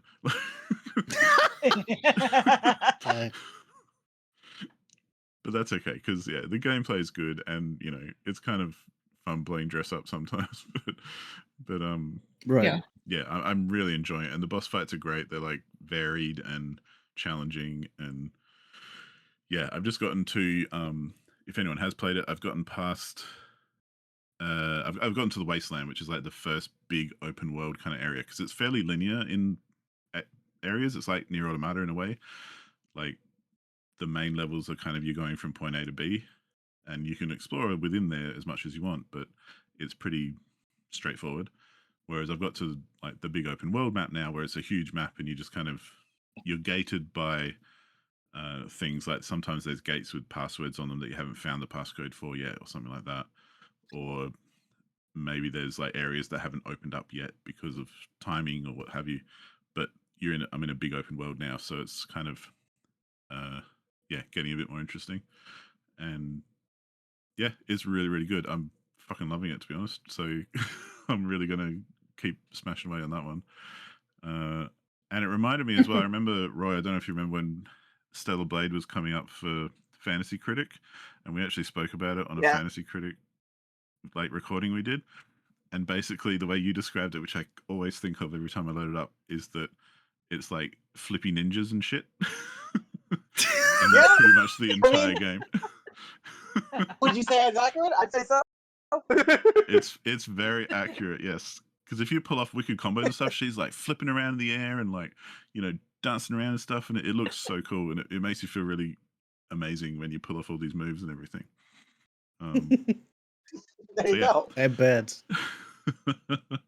I mean, I remember I did pick it up on a big discount. It was like the complete edition for like $20 or something, and That is a pretty good deal. that's why I got it. Yeah. Because I've kind of been watching it ever since it got released for a good discount, and yeah, I'm so glad I picked it up anyway. Because yeah, this is like my kind of game. Honestly, it's something I would be interested in playing, except my computer can't do it, which probably means that if it comes to Switch 2, which I think it is, I'll probably just play it there. But no, it's a good one. If you like Nier Automata, it's kind of like, it's probably not as good because I feel like Nier Automata had a lot more going on, but this one is a good kind of adjacent game to that sort of gameplay style and that sort of thing. And it's just as weird. It's okay, just as a little tangent. What is with, because I don't play a lot of like Japanese games, but what is with Japanese naming conventions? Anyone who's played Death Stranding knows what I'm talking about. Like how Death characters Stranding, get I think, named. is just that's Kojima, honestly, because he's always been like that. I would assume so. I mean, Yeah, back when he was Kojima on names. Metal Gear Solid, he had like Hot Cold Man. Yeah, like Stellar Blade's trying to do a little bit of Kojima then, or just ripping off generic names. Like the main city where all the humans are living is called Zion, which is like straight out of the Matrix. And your main character is called Eve, and she's like the last and only of her kind. And you know, just it goes on, but or like the prophet at the city is called Oracle instead of Oracle, and it's just like, come on, man. I mean, there's some of it I could say, but it would actually be spoilers for the game, for what it's worth. Yeah, don't give me that. It feels like the opposite of like a weeaboo, where it's just sort of like A Westaboo culture and like apocalyptic aesthetic, where they're just like, oh my god, this is so great, we're gonna put this in our game, so awesome, and everybody else is like, yeah. I mean, that's definitely a thing that happens, because like, if I recall, like Neon Genesis Evangelion, the reason there's crosses is that they're like, wow, this shit looks cool. Right, yeah. Like a lot of anime I watch, it's just like, this is just seems like you guys really into this, but nobody else is buying it. I mean, I definitely think there is a part of it where, you know, you think of the perspective shift of things. There's a lot of people in the West who are indeed interested in other cultures and stuff. Well, people in Japan, it's kind of the same. And in that case, we're the other culture. So it kind of is on the other foot. So I do think that is part of it. Yeah, and like none of these things, like, new and kind of interesting. Yeah, none of it makes it a bad game. Like I'm still loving it. So, you know, even despite its kind of oddities, or maybe because of its oddities, that kind of make it that little bit interesting and that little bit different. So, yeah, fucking great. The one thing I will say is that Zion, I don't think it's meant to be a reference to the Matrix. It's meant to be a reference to the Bible. Basically. I think so too. Yeah. I don't think it's a Matrix reference. It's just it's been overplayed more than anything. Like, right. Yeah. Anyway, that's sort of like the one. Yeah. Yeah. I think probably just real quick to end it, probably because I'm talking about the perspective shift. Probably from the perspective of the developers, it's not as overplayed because they haven't, you know, it hasn't been as big a thing. And right. Because I don't think this even was Japanese, was it? This game? I have no idea, but they're definitely going for that kind of vibe. Yeah, it's Korean. Yeah, but I don't mean it's like literally from Japan. It's just that kind of vibe, you know, like. Korea has its own fascinations with American culture. I was just being accurate. I was trying to remember. Anyway. Let me continue, I guess. So you play your little Korean power fantasy. I'm playing playing my own power fantasy over here. Or rather, I think I'm just continuing the German stereotype of job simulators, but the job is odd. I'm playing Drug Dealer Simulator, which has been on my backlog for a long time, and I finally booted it up and really felt like I wish I had booted it up earlier because it actually fucking rips, and I did not expect that. It is one of the first impression is to be one of those dime a dozen weird, awkward simulator games, but it actually has a style to it. There's a very cinematic presentation, especially in the beginning. It has good voice acting. This sort of game, especially for the budget and whatnot, it's not something that I'd expect good voice acting, but it is here. There's a couple typos in the text, but that is like even out by like other parts of this production, and it is like it kind of just impressing me in little ways. In for example, it is basically an open world game, though the open world is limited to one grimy, dirty ass city somewhere in the US. But it is filled enough with like buildings and details to be a big enough space to explore and whatnot. And I haven't even like gone through all of it. And you are an unemployed slacker. You are in contact with other um, lifeless losers or whatever, other criminals, and you Just like are this starting. podcast. Just like this podcast. Exactly. That's why I can really engage with this so well. And you are starting to deal drugs for somebody who has the context to get that stuff. And of course, you start with the basics like weed and amphetamines, but eventually you raise I get you. your business, you start mixing stuff, you start stretching stuff, you start getting other drugs, you even recruit other dealers that deal for you in a city. You have to keep up your reputation different parts of the city, and that is also how you kind of move through the place, as you have to spread the word about your business from one section of the city to another. It's dope as heck. I've never thought I would be so excited to like stretch amphetamines with baking soda and then give out freebies behind the playground to strangers while dodging the cops. Like it's I don't know. It's like a cool stealth game with really fun, grimy aesthetic. It has way more interesting like mechanics and competence in the presentation than I expected from a game like this. And I'm really digging it. I'm not sure if I'm gonna stick with this for the entire campaign. This is from like according to How Long to Beat, this great website, it is 20 plus hours long, which is not sure if this game's actually gonna stick with me that long. But right now, I'm actually really digging it, and I don't think it's like the game that I usually play, like open world. I don't really play much. Stealth is a big mechanic, as you have to dodge all the cops. Not really something I dabble with that much, but here it works really well for me. Like it's dope. I guess there's a wordplay there with the dope, but that was not intended. It's great. I highly recommend this.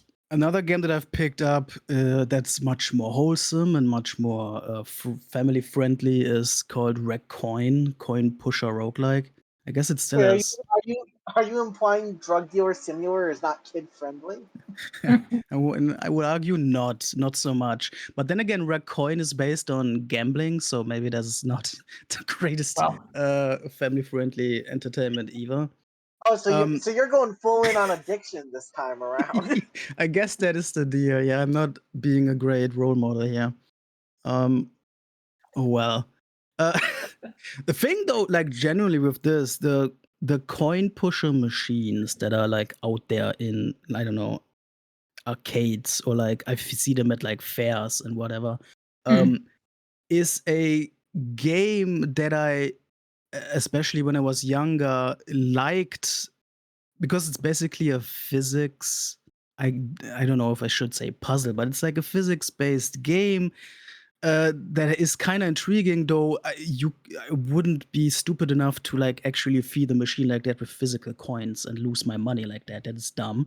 But here, somebody actually took that concept and gamified it properly with roguelike elements, with a bunch of different upgrade systems and whatnot to make it not a money losing game, but just like a colorful party of messing around with different abilities and whatnot. Um, I'm I haven't put too much time in it, and I'm not sure if this is my cup of tea, even because the roguelike stuff is not usually something I gravitate towards most of the time. It is a me problem, but it has like so many different abilities and upgrades that you can purchase that at some point my eyes just glaze over, and I don't really care much anymore about really finding the interesting combinations of things. So I'm probably gonna have to give this a couple more play sessions to really find my footing with this. But I think just qualitatively speaking, this is probably a well-made roguelike game that people that probably gonna pick up the bilateral crowd or whatever. It's probably something here for those people. Not that it's about cards, but I feel like there are some similar vibes maybe. It seems like a good game. I gotta give it a couple I more. mean, both gambling. Right, yeah. Yeah, exactly. It's definitely in that craze right now. Seems like a good You game. can get it in a bundle with Bellatrix. There you go. I didn't even know that. The But yeah, Belungo. gonna see if this one is gonna stick in the long run. In terms of Raccoon Gaming, this one is definitely the better one compared to the pinball one I talked earlier. And the final game that I'm playing So- right now, yeah. So what I'm getting at is that if you can't be a pill pusher, at least be a coin pusher. That's the lesson, kids. You gotta choose one for sure. Right now, I would commend the pill pushing more than the coin pushing, but we'll see if that changes. Mm.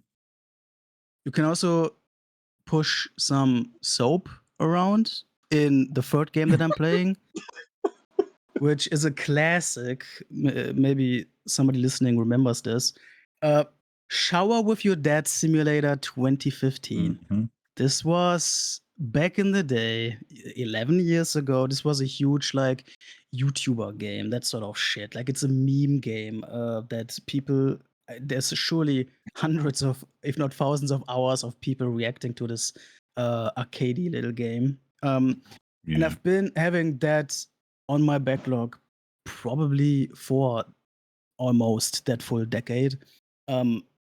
And I like to go back to these old memories and actually see if there's anything here so far removed from its big moment.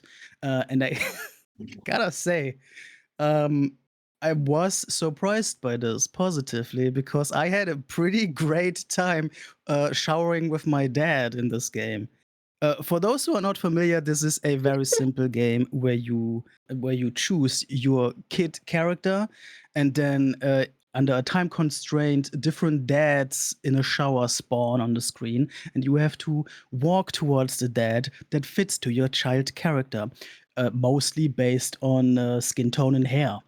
And that is the game. There's different game types that have slightly different mechanics to rack up points. It is a score hunting game, basically, but it plays pretty well. It has a couple details that made it, last past the 5 minutes, the first 5 minutes. Like eventually, there's more obstacles spawning in the room as well, like puddles where you fucking slide through the room uncontrolled, or like wet floor signs that make you stumble, that sort of thing. It seems even to as you play more and more rounds, you eventually unlock different new items that eventually spawn in future games and whatnot that have different effects. I'm not sure how much there is of that, but I'm. It's a good game. I actually don't know how this can be, but past the stupid joke, I actually think this plays very well, and I'm having a good time. There's more game modes that you need to unlock, and I'm actually not sure how you unlock them, but I'm actually inclined to find that out and spend some more time with this quality title from 11 years ago about showering with your Why not? dad. It's genuinely not bad at all. So I mean, that's it has my big. overwhelmingly positive reviews on Steam. Yeah, but let's be real. That surely that's mostly because of the meme factor and how popular it was back then, thanks to content creators. I'm sure. It's also, it seems like the developer never So made it's another not good. game unless I think it's good. I think it's good, but I don't think the majority of those reviews are I coming am from that determined to place. think that people don't agree with you. Listen, hey, if those reviews are genuine and people are genuinely appreciate the greatness of this video game, I'm all for it, of course. All that's missing is sequels. they do. Honestly, we need to get this into the 2020s and see some new dad shower action. I feel. This feels like a prequel to Rinse and Repeat. No, that's That's a much different better kind game. of daddy, though. So, Yeah. I mean, you yeah. play as the kid, so it's the prequel. This is your Oh, flashback. Right. Sure. I'll get there eventually. you have to really think about that one. Don't think about it too hard. Yeah, I'm trying not to. Anyway, if there's one type of showering I can recommend to fellow gamers, it's this showering. So that's I would also all like I to wanted to say. recommend regular showering to fellow Nah, gamers. no, You that's might need gonna At it. be least cut we're not out. recommending Mm-mm. body and showering. I'm a big fan.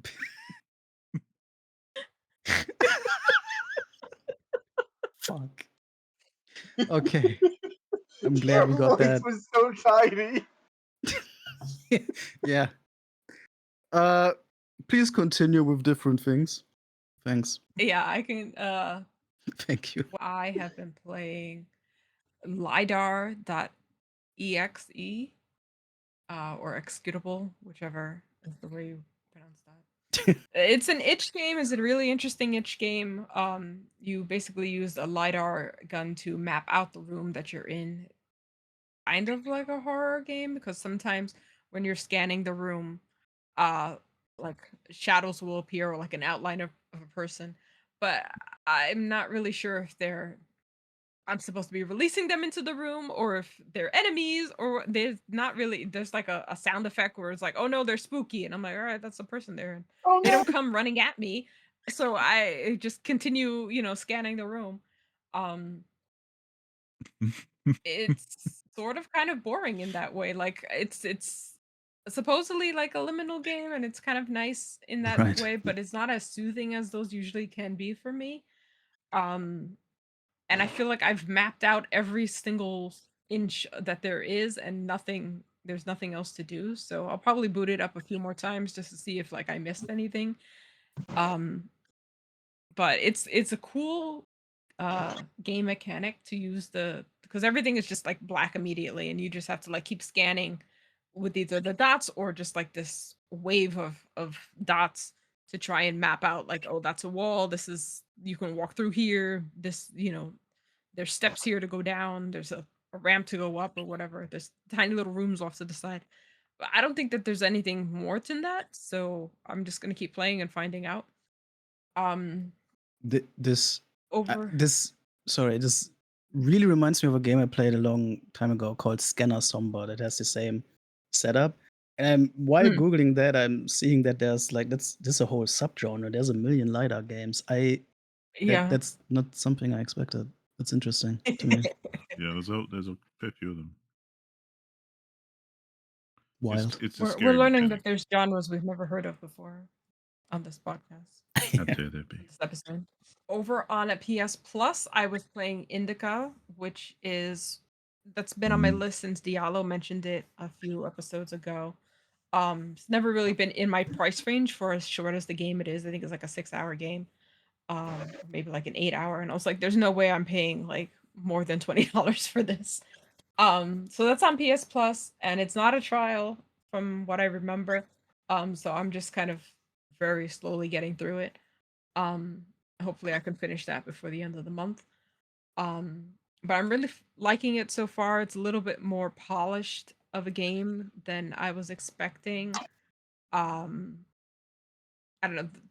From the description that he had, I assumed it was going to be a little bit more of a janky game, but it's actually like the voice acting and the cutscenes and everything are all really nice, and the graphics are really nice.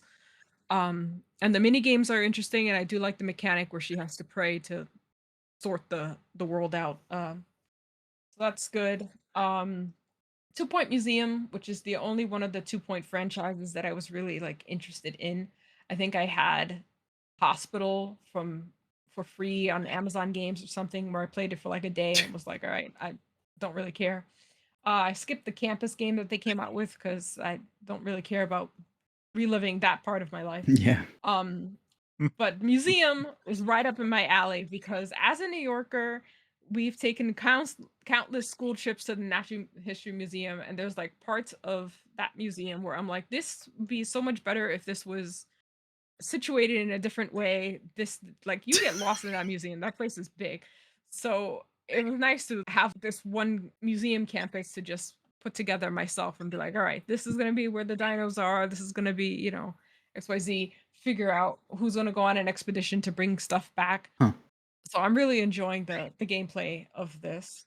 What I need next from 2 Point Full is I need a zoo game and I need an aquarium game, because those are other places in New York that I go to very frequently, and I would love at least even for the zoo and the aquarium, to have like a conservation section of the gameplay would be nice, because I know not a lot of zoos tend to be about conservation, but ours are. So it's just, that would be a cool aspect to have in a game like that. I would also like a dinosaur park, but I don't have the hubris enough to like think that I can do Jurassic Park better than we've seen in the movies or the books. So I just want to see the 2 Point chaos that they bring to their games apply to that. But yeah, so far museum is I'm enjoying that. And also I was kind of trying out Black Myth Wukong. It wasn't really my style, so I switched over to Rise of the Ronin, which I had gotten the demo, which was just the character creator ages ago. I booted that up, and that is a lot more like Ghost of Tsushima in its playstyle, and I was really enjoying that. And I think I played that for like half a day when I booted it up, so that was enjoyable. I'm not really sure if I'm feeling the storyline so far, because there's a lot of like your destiny and the journey, the destination, the fate, and your bond and all that stuff, where I'm like, all right, I get it, we can move on from here. So we'll see where it goes from there. Also, I've been playing a shit ton of PC demos, but the only ones of really importance to highlight are the Bench, which is a sitting in the park simulator essentially, where you're just feeding pigeons Nice. and you travel by warping bench to bench. It's a cute idea, but the demo doesn't really go beyond the first level. So like, I'm not sure if there's like a story connected to it, or if it's just kind of like, just do this forever until you're done with the levels or whatever. So I'm not really sure if I'm going to buy the full game of that, but it is a cute game, and it's probably going to stick around in my brain until I finally like actually buy the game and find out if there's more to the story or not. Mini Murder Mysteries, Abby mentioned last episode, so I tried it out because I am really into logic puzzles. The only thing is the demo apparently is not part of the actual game, but the demo puzzle is basically you solve the story of the movie The Thing. And now I don't know like what the full game is like, but I kind of want a whole game where it's just like solve movie murders. And like they obviously would have to like switch it around just because you would have seen the movie and know who it was. But I kind of like that whole concept of doing that. So that's a thing that's going to be on my list at some point. And then Moonsigil Atlas, which is by the same creator of Pack, Yeah. which was a game that we all played for one of the Itchmases, I believe. And yeah, and so Moonsigil is basically, you get a little, it's kind of card-based sort of tabletop-y, where they have like the moon, and you have little cards that you're supposed to just like slap on the moon and like figure out who takes up the most pieces of the moon. It's kind of like a hexagon sort of thing. And then whatever the card says is what that does. So like you can attack with a card, you can defend with a card, you can shield with a card, or block. And it's that sort of gameplay. Cute little game. I just don't know that if I need a full game like that. Like I could play something like that on itch, but I don't know if that's something that I would pay like more than $5 for. So yeah, but it did stick with me. I played it a few times, so there's definitely something there. Um and the last thing I have here is CAD, I think that's pronounced. Which was the game that one of the racing games that Matt played Right. a while back. And I saw it was only about an hour to do. Thought it was gonna be interesting. Uh Bought it, booted it up. I fell through the map like 3 different times. Um Oh, that's not the good. the first section of the game where you're just driving and there's like no story whatsoever and you're just driving and I'm like, I don't know where this is going, whatever. Finally gets to the visual novel aspect where you finally understand what the story is. Game crashed. When I booted it back up, it was back towards the beginning of the game. It had like not even saved any of my progress.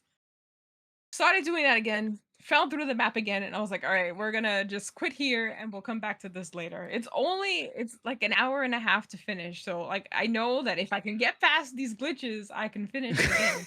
Well, I mean, So the hour and a half that you're mentioning, that is my time, and I'm the only one that has locked that beaten on the side. So that might not be like average or whatever. yeah. But yeah, that's So that's a very funky game, technically. yeah. So we'll see if my patience makes it through another session of that game. Um I do enjoy the driving though, because I realized that you could just drive on the shoulder for the majority of it and not even bother with the rest of the cars until like the Right. road start, like they take the lane away or whatever. So during my second attempt at that first section of the game, I did that. I was just zooming at like 200 miles an hour down the shoulder of the road, and even that was almost as fun as just navigating through the lanes and such. Um, yeah, so that's what I have been playing. Shit, I think we're done, Yeah. Well, this means we're moving on, and we have a little new section that we're trying out. We are gonna take a brief moment to potentially talk about some news in the gaming world of recent times. Yeah, if anyone has stuff they want to talk about. Yeah. Present some of your cases, friendos. What's something that you have seen? But the thing that stood out to me in very recent times, so by the time this comes out, it'll be like a couple of weeks old or whatever. With the whole like Sony not doing discs anymore, just doing everything digital, I thought it was really funny how, funny, not in a ha ha way, but funny in a bad smell kind of way. And their CEO released a statement basically saying, yeah, we heard you and thanks for all the feedback, but we're not going to do anything different. We're still going to do the same thing. Yeah. Which I thought was interesting because I'm sure we all remember perhaps when Xbox tried to do the same thing with Xbox One, and Sony kind of made fun of them for not having physical discs, and now they're turning around doing the exact same thing, which I think is the real funny thing about it. Like, they're doubling down on something that they gave someone else so much shit for. Like, Yeah. but there's not really much to say. I At think least on the disc thing. At least you don't have to have 24/7 surveillance in your house, unlike the Xbox One was suggesting. True, that is an So upside. far? No one's got a Sony Eye camera, so Yeah. Oh, what now? Yeah, it was a very Yeah. interesting topic where everybody was like waiting for Sony to say something for like the day or so, and they were just like radio silence on all their socials, and there were people like pulling up graphs and stuff. Like usually they post 4 times a day. They spend this amount of time on Twitter, and they spend this amount of time on their YouTube, and usually they post this, and they haven't done. The last update was 18 hours ago, and I was like, all right, well. I don't think if they're this radio silent, I don't think they care. And sure enough, they do not. I feel something I will say. I feel like this is one of the actual unfortunate things about Microsoft just being so weak right now. in the sense Right. that, like, going to what Abataj said for a moment, part of why Xbox One, I think, got pressure to change a lot of the shitty stuff about the Xbox One is there was an actual alternative people would buy. I Yeah. think, Yep. the Switch 2 is an alternative, but it's not going to be an alternative people see the same way. There is a clear difference in No. perception. Right. You know what I Yeah. mean? I think most people see PlayStation, Xbox. Those are the two that are really kind of competing in that sphere. So with just PlayStation, a lot of people don't really view there's as much of an alternative. I know PC gaming exists, but PC gaming is different. You know, Yeah. you could argue the Yeah. pros and cons of it, but I think for what most people want, it's different. I think if you're invested in consoles, you're not comparing to PC anyway. Because, I mean, as a PC gamer these days, I'm less interested in consoles because everything gets released on PC anyway. So even Sony stuff is getting Right. released on Right. PC these days. So I care less and less about consoles anyway. But Right. I And I think if also you are a think like a console lot of gamer, though, you do care. So it does make a difference, you know. right. Yeah. Plus, I do think there are a lot of people who buy consoles, outside of just because we're also talking like the hardcore gamer sphere and stuff. But I think there's a lot of modest gamers. They buy consoles because they do find them just easier to use or easier to Totally. set up. You can, 100%. and Yeah. that's going to be a factor where it's like, okay, I don't want to go set up all this stuff, so I'm going to buy an Xbox or a PlayStation. Yeah. Well, and kind of to speak to that as well, anyone who knows me or has heard me on previous podcasts and stuff, the whole physical disc thing, I'm not too bothered about because I don't really care about game preservation or anything. Most of my games are digital anyway, and that's cool. I'm not dissing anyone who does care because that's fine. An interesting wrinkle to it, which I think is not talked about a lot, is accessibility to games. Because for those of you who don't know, I work in a library doing various things, Yeah. but Yeah. we have games in our library that people borrow all the time, like they're in hot demand because they don't cost anything, but they're physical games, they're actual discs, they're actual cartridges for Right. like Nintendo. We still have Xbox 360 games, we still have PlayStation 4 games, we've got PS5 games, we've got a whole range of stuff, and they are so popular because for a family who doesn't have heaps of money, they can invest in a console but not Mhm. buy any games and then come to the library and get them Right. for free. And Mhm. Right. that's a really, really good service, I think. And we have kids coming in all the time because we've Yeah. got like switches that they can play in the library and stuff because they can't afford it Oh, themselves. that's So they cool. come into the library and they play stuff, for free because that's what libraries do. Libraries are awesome. Go to your library. Yeah. But if they take Yes. away Yeah. physical My discs, local library is very cool. you're taking away games from all those people who I know that the companies don't care because they're not making any money off it, but you are taking it away from all those people who can't afford it, and their choice will be, well, I'm not even going to buy the console now because I can't get games anyway. So, it does kind of Right. hurt their bottom line a little bit. Or they'll buy a Switch. They'll buy something that they can actually, get a disc or a cartridge or whatever for, yeah. But I also think one thing to your point, even if it doesn't, this is like the short-sightedness of a lot of corporate leadership that I think has been, emphasized by corporate leadership. Even if you don't make money from, say, people getting games at the library now, those are people where if they enjoy the games, in 10 years when they go get a job as an adult, they might buy your system then and become a, 20-year fan of your system. Right. Exactly. 100%. It's that it's just this exact same idea of a loss leader. It's not technically a loss leader in the same way that it's used, but it's the same general principle. When it's something like a library with games or used games, for example. Because I've always thought it's a bit silly that game companies care quite as much about used games, or at least major ones. I get it for small businesses Right. because they need a bunch of money to survive. Yeah. But like, if a person buys a console and buys used games, they usually also buy some new games or are unable to buy new games at all, in which case you're not Right. getting more money removing the market. Right. Yeah, it doesn't equate to a lost sale. Yeah.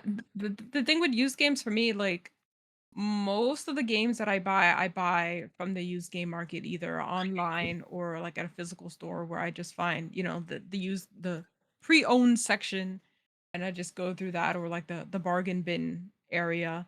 Um, but you know, there's a lot of games that you wouldn't buy full price that you find there and are part of a franchise, you know? And so then like you Yep. get into that franchise and then oh, the next time that one's coming out, you're going to get that maybe full price, maybe not, but like that's like a starting point for a new user in the marketplace. Um Yep. Definitely. like I personally can't think of anything that I've really gotten into from a used game, but like I know that there's you know, you see like I saw like Burnout a lot in the bargain bins, and they would show like Beyond Good and Evil. I bought Well, there's a new one of them coming out real soon. Oh, Diablo. Oh, for sure. totally. Yeah, I do, and It, yeah, I right? mean, they didn't get my money for the first one, but for that 20th anniversary one, I definitely want that. And it's the same ass game, but I'll buy it again because I enjoyed Yeah. it so much the first time. So, um yeah, so that sort of thing where like just because you don't get the full price doesn't mean that it's still not converting a sale down the line. Mm. Yeah. Um that they just kind of just want all the money up front. And like games don't really get the chance that movies do to become like cult classics in this day and age. Like it used to be, you know, like you can get a game, people like talk about it and it becomes like a gem of that system or whatever, and then you know it becomes like people start to like it or whatever. But like nowadays, if a game isn't doing well right away, it's like, well, that game was useless, nobody's going to talk about it again. It's like, well, Yeah. Okay. Even some of if it these makes games can money. be, yeah, I will it can be say brought one back. counterpoint to that, in my opinion. I think there are games that will be cult classics in the future that we can't say right now because it's not 10 years from now for them to be a Right. cult classic. So I do think Right. some of that is just. There's a bunch of games that are cult classics now that 10 years ago, say they came out 15 years ago, nobody had heard of. Or the mainstream hadn't heard of, at least. So I do think that is something that is a factor for this in the modern era as well. It's going to be hard for a game from 2022 to be a cult classic already. It might take until 2032. I think it's a little harder for games to have that when they're all digital, though. That's fair. Yeah. Because like unless there's like demos or like trial things on like these subscription services, it's a little harder for people to be like, oh yeah, my friend played that, or you know, you can talk about it, but it's different than playing it, you know, just borrowing your friend's copy, playing it, and then being like, yeah, I'm gonna buy that myself. So I mean, honestly, I think to an extent the replacement is things like YouTubers and stuff playing games they like that yeah, are kind of cult classics, which does happen, and then people get invested. yeah, I think one thing that I we often you go, forget you go. as like quote unquote enthusiasts or more interested gamers is that when Sony's looking at its you know what it's selling, it's not thinking about hardcore gamers, it's thinking about the vast majority of gamers who Yes. do just buy the console and then buy a couple of games and that's it kind of thing. Or you know yeah, that's why mobile gaming is such a big thing that a lot of hardcore people probably don't even look at, but it's like one of the biggest platforms for gaming in general around the world. And these things are true, and this is why people make these financial decisions with their companies, because I mean, look at the Wii U and stuff. That was just trying to be a Wii, but it was shit. and but lots of people bought them, and lots of people bought Wii's. I know pretty much. I would not say a lot of people bought the Wii U, to be fair. Well, they did here because I know lots of people have got them. I mean, it only I But sold hear like about it more 13 or now. 14 mil its entire lifetime. yeah, but my point is though, like it's always interesting to try and remember, these decisions that enthusiasts get up in arms about, rightly so, I think, are often be driven by, a majority who aren't in that group kind of thing. I Not Yeah, get to say that you shouldn't cater to those people as well. Like, like sure, have a digital version of your console, have a disc version of your console. That's cool. I personally bought a digital PS5 because I don't give a shit about discs. So, you know, but I love that there's discs available for those who want them, kind of thing. And I think they should keep Yeah. doing I that, mean, obviously. to me, something that I think is sometimes bad that companies do is that they, like, I'm gonna bet correctly, and stats back this up, that physical games are not the majority of PlayStation sales. I think estimates Yeah, put no. them at 100%, yeah. 20 to 30% Yeah. of their sales or something like that. But they're still profitable. And to Yeah. me, it's like, I think if they're still profitable, they might not be ultra, uber, mega profitable, but as long as it's still making money, I don't see a reason to stop it, because there's a decent chance you're just going to ultimately lose money. That's kind of my thought on the matter. Mm. Now, if they are losing money on physical games, I do get it more. You know, like it or not, it is a business. You know, it can suck or Yeah. not suck, but I at least would understand it more. But if it's making money and profitable, then to me, like it's making money and profitable. Cut it off when it stops being profitable. I mean, you could compare it to the music industry though as well. Like nowadays, who buys physical music? Like not many people. And as someone who does, like I don't have a Spotify account. I don't stream digital stuff. I buy digital music and I buy physical music, but I always buy it. I don't, stream it or anything. Don't care what other Right. people do. That's fine, but that's what I like to do. And Right. sometimes it's really difficult. Like I'll hear a band or something, I'll hear a song, and I'm like, wow, that's really cool. And then I'll go look them up, and they don't even have somewhere that I can purchase it digitally. They just have it on streaming services, and that's it. And that happens Right. more often than I'd Yeah. like. So I have to just Yeah. kind of go, well, I guess I'm not listening to that because that's my choice of not wanting to stream Right. stuff because I just don't like those platforms. Right. I imagine this would go the same way, where most people would shift over to a digital version, but there would still be some people who are pining for the hardcore kind of physical stuff. And sure, if it's not available at all, then maybe they don't play those games. They focus on, like you say, maybe they get converted to Switch or something because they can get physical stuff there, or maybe Yeah. they do stick to PC because of, not that there's much more physical on PC, but maybe they change what they're doing Or to do that. yeah. Or there's also the other option, they just stop gaming. Well, exactly. Yeah. Yeah, it's an But interesting prospect, I think. I mean, you could even see in terms of, because you bring up the music industry, the impact of Spotify, where physical sales were already a thin margin for musical artists, and Right. streaming numbers pretty much don't make a profit. So musicians basically don't make money except from things like physical tours and merchandise and stuff nowadays, Mm. which, Yeah. needless to say, has warped the industry. Yeah, but it very much used to be physical sales were a big part of it. Even if it made record Exactly. companies rich instead of the actual artists, like that's a whole nother thing. But Right. it's more as a consumer, like with games, I don't know if physical copies make much for the developer or for PlayStation or for, who gets the cut.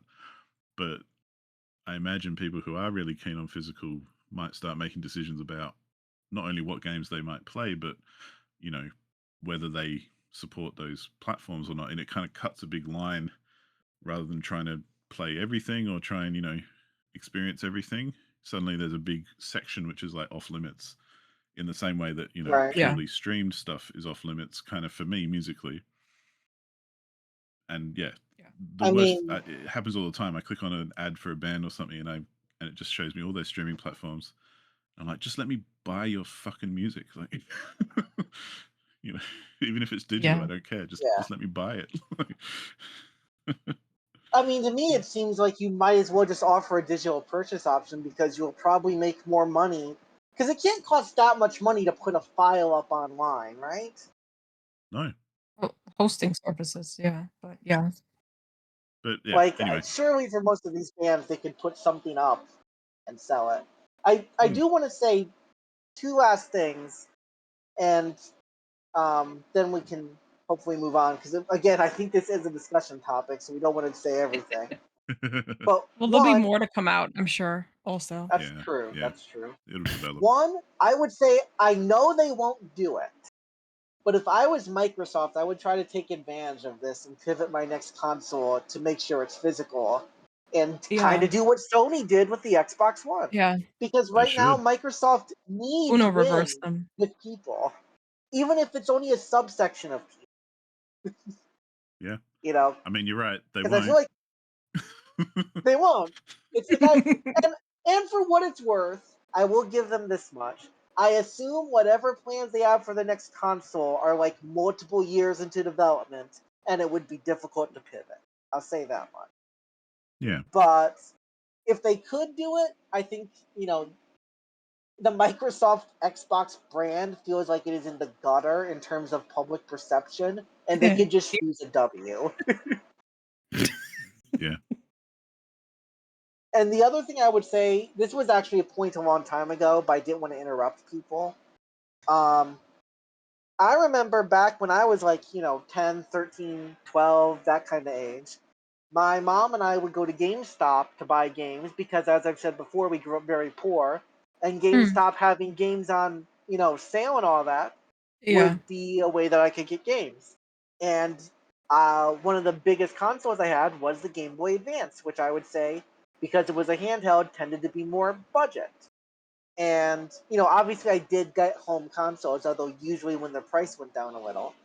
But the Game Boy Advance was a big library when I was a kid. And the point I'm trying to make is my ability to buy games at a cheaper price at that time then caused me, it's 20 years later, and I'm still buying Nintendo games and systems. And I'm actually buying them Yeah. from Nintendo, and all those companies Right. are making money off me. Precisely. Yeah. So,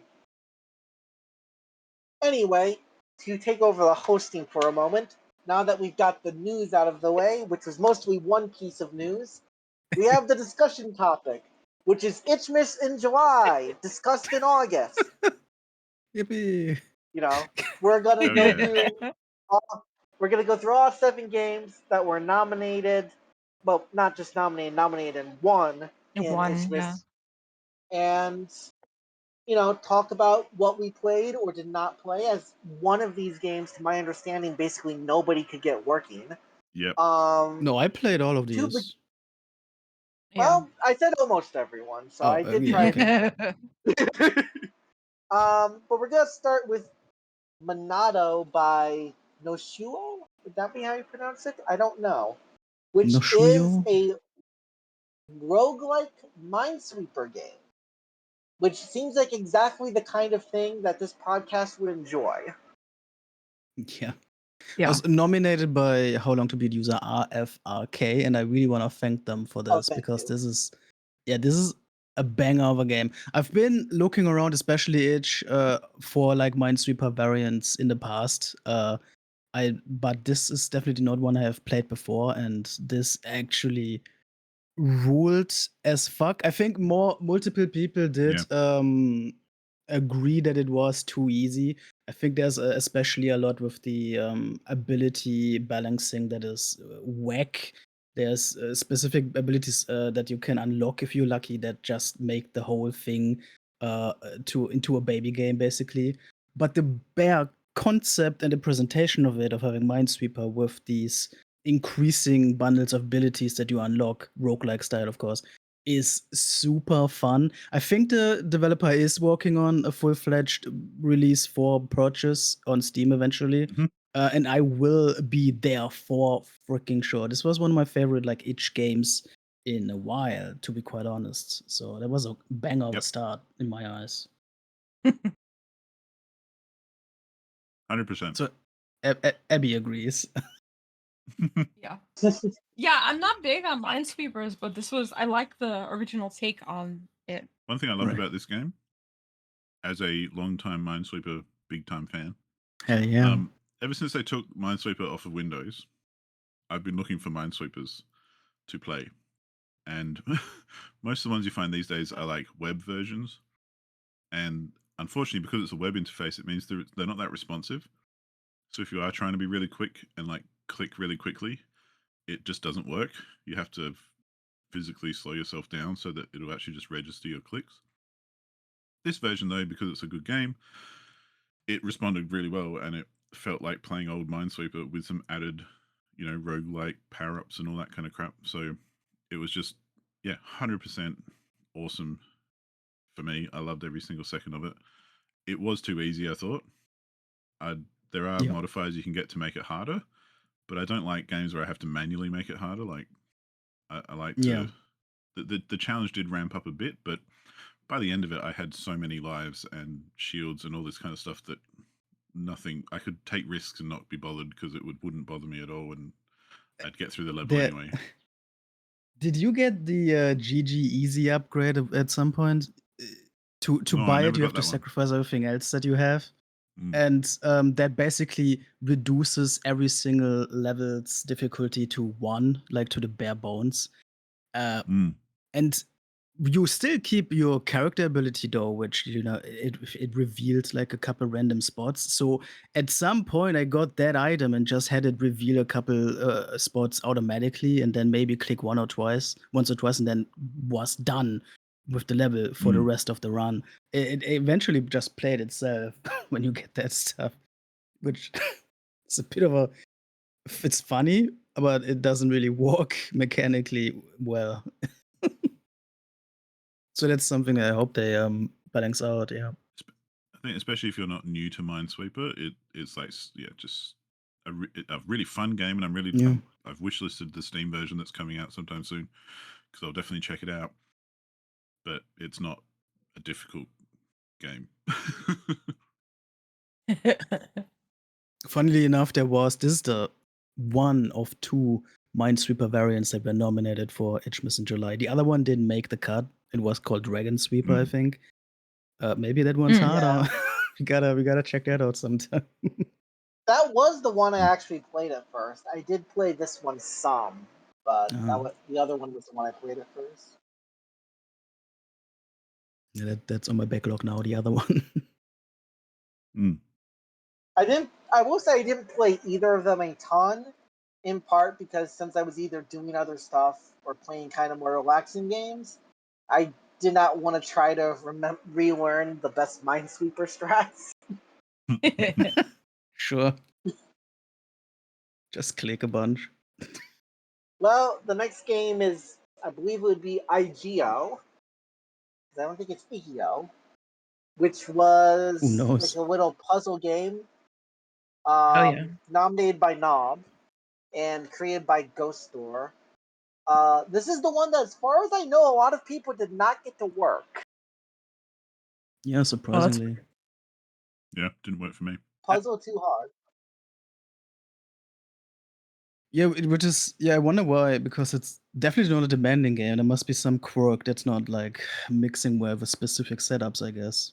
I was able to play it, and it was fine. It's I guess it's a Sokoban. I guess that is the genre of it. Box pushing, with the thing being that there's different types of objects that react differently to each other, and your goal ultimately in each stage is to remove all objects by either poofing them into nothing by matching 2 of the same kind, or just throwing them down holes. I thought it was a solid puzzle game, but there's no like twist to make it memorable or whatever. It's a good game and nothing more in my eyes. I did not try it. Yeah. I mean, I love Sokobans, so I'll play every single one that I come across. It was okay. The mechanics of like the second level were bothering me. I forgot if it was the second or the third.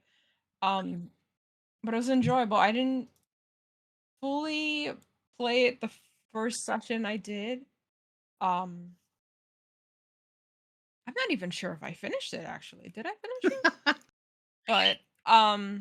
But no, yeah, I love Sokobot, so I will play as many as as people send me. So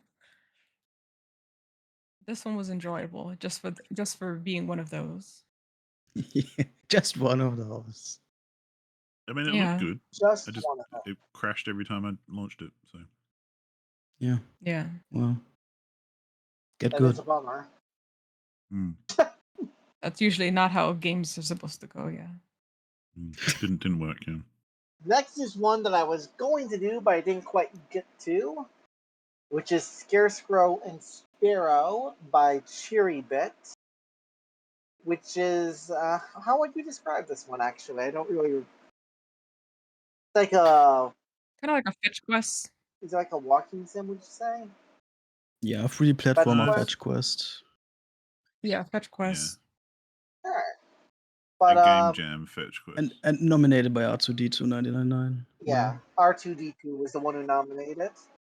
Very much a game jam game. Yeah, you're right.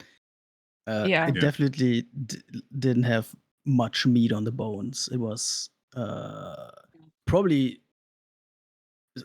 somebody's like very maybe the first game or whatever. Like it was fine and functional and it was kind of cute, I guess. But like this is not something that I will remember or whatever. So take. Yeah, I think it was just too basic. Yeah. Yeah.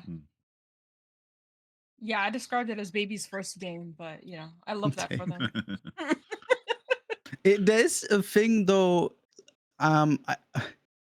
that the irony of choosing a bird character as your protagonist in a platform and it having neither flying abilities nor like specific movement abilities, like a double jump or something. At least I would have expected, Right. but Right. none of that here. Yeah, which that was did bother me a little. yeah. That I thought the exact The same thing. object you need is all the way up there, and I should be able to just fly. Yeah. Go up that Yeah. way. I thought it would have been much better if you were playing like a rabbit or a squirrel or something. Yeah. Like Yeah. But it's very much your first kind of it's a game jam game, so there's like it's very very limited, and it's a neat idea, and I think that's the whole point of those sorts of games. It's just to show a neat idea. Yeah. Yeah. So there's that. Okay. Since I didn't play this one, I don't really have anything to add. The next one, though, I hope everybody played. The next one I did play. There we go. Which is a short little choose your own adventure visual novel game. Yeah. Which is Posy Picks and the Bus Stop by Indoor Animal, which was nominated by our own Leah. Yeah. This one I did play. I did not get every ending or anything. I only played one, partially because I played it this morning and I was getting close to the podcast time. But it was fun. It was cute. I want to actually go through and play more different routes, honestly. The art styles are really nice. What ending did you get? It's adorable. Yeah. I got the ending. I talked to the fish, and the other lady went on the bus, talked to the cookie, worked through his troubles with Mr. Sultan, told him to talk with him, and got that ending. That's what I got. There you go. I got like 10 different endings, and it's still not all. Like there's so many different offshoots of things. It is funny how weird some of them get. Like Yeah. like obviously the story starts crazily simple with the main character standing at a bus stop waiting for the school bus and whatnot. But there's like you can be whole as like time traveling and into the future and whatnot. There's like weird trickery you can do with like actual other characters that interact with you and whatnot. Little fight sequences in there as well, like sort of parody of like turn-based fights and whatnot. It's cool how much they put into this, and the art style is just genuinely adorable.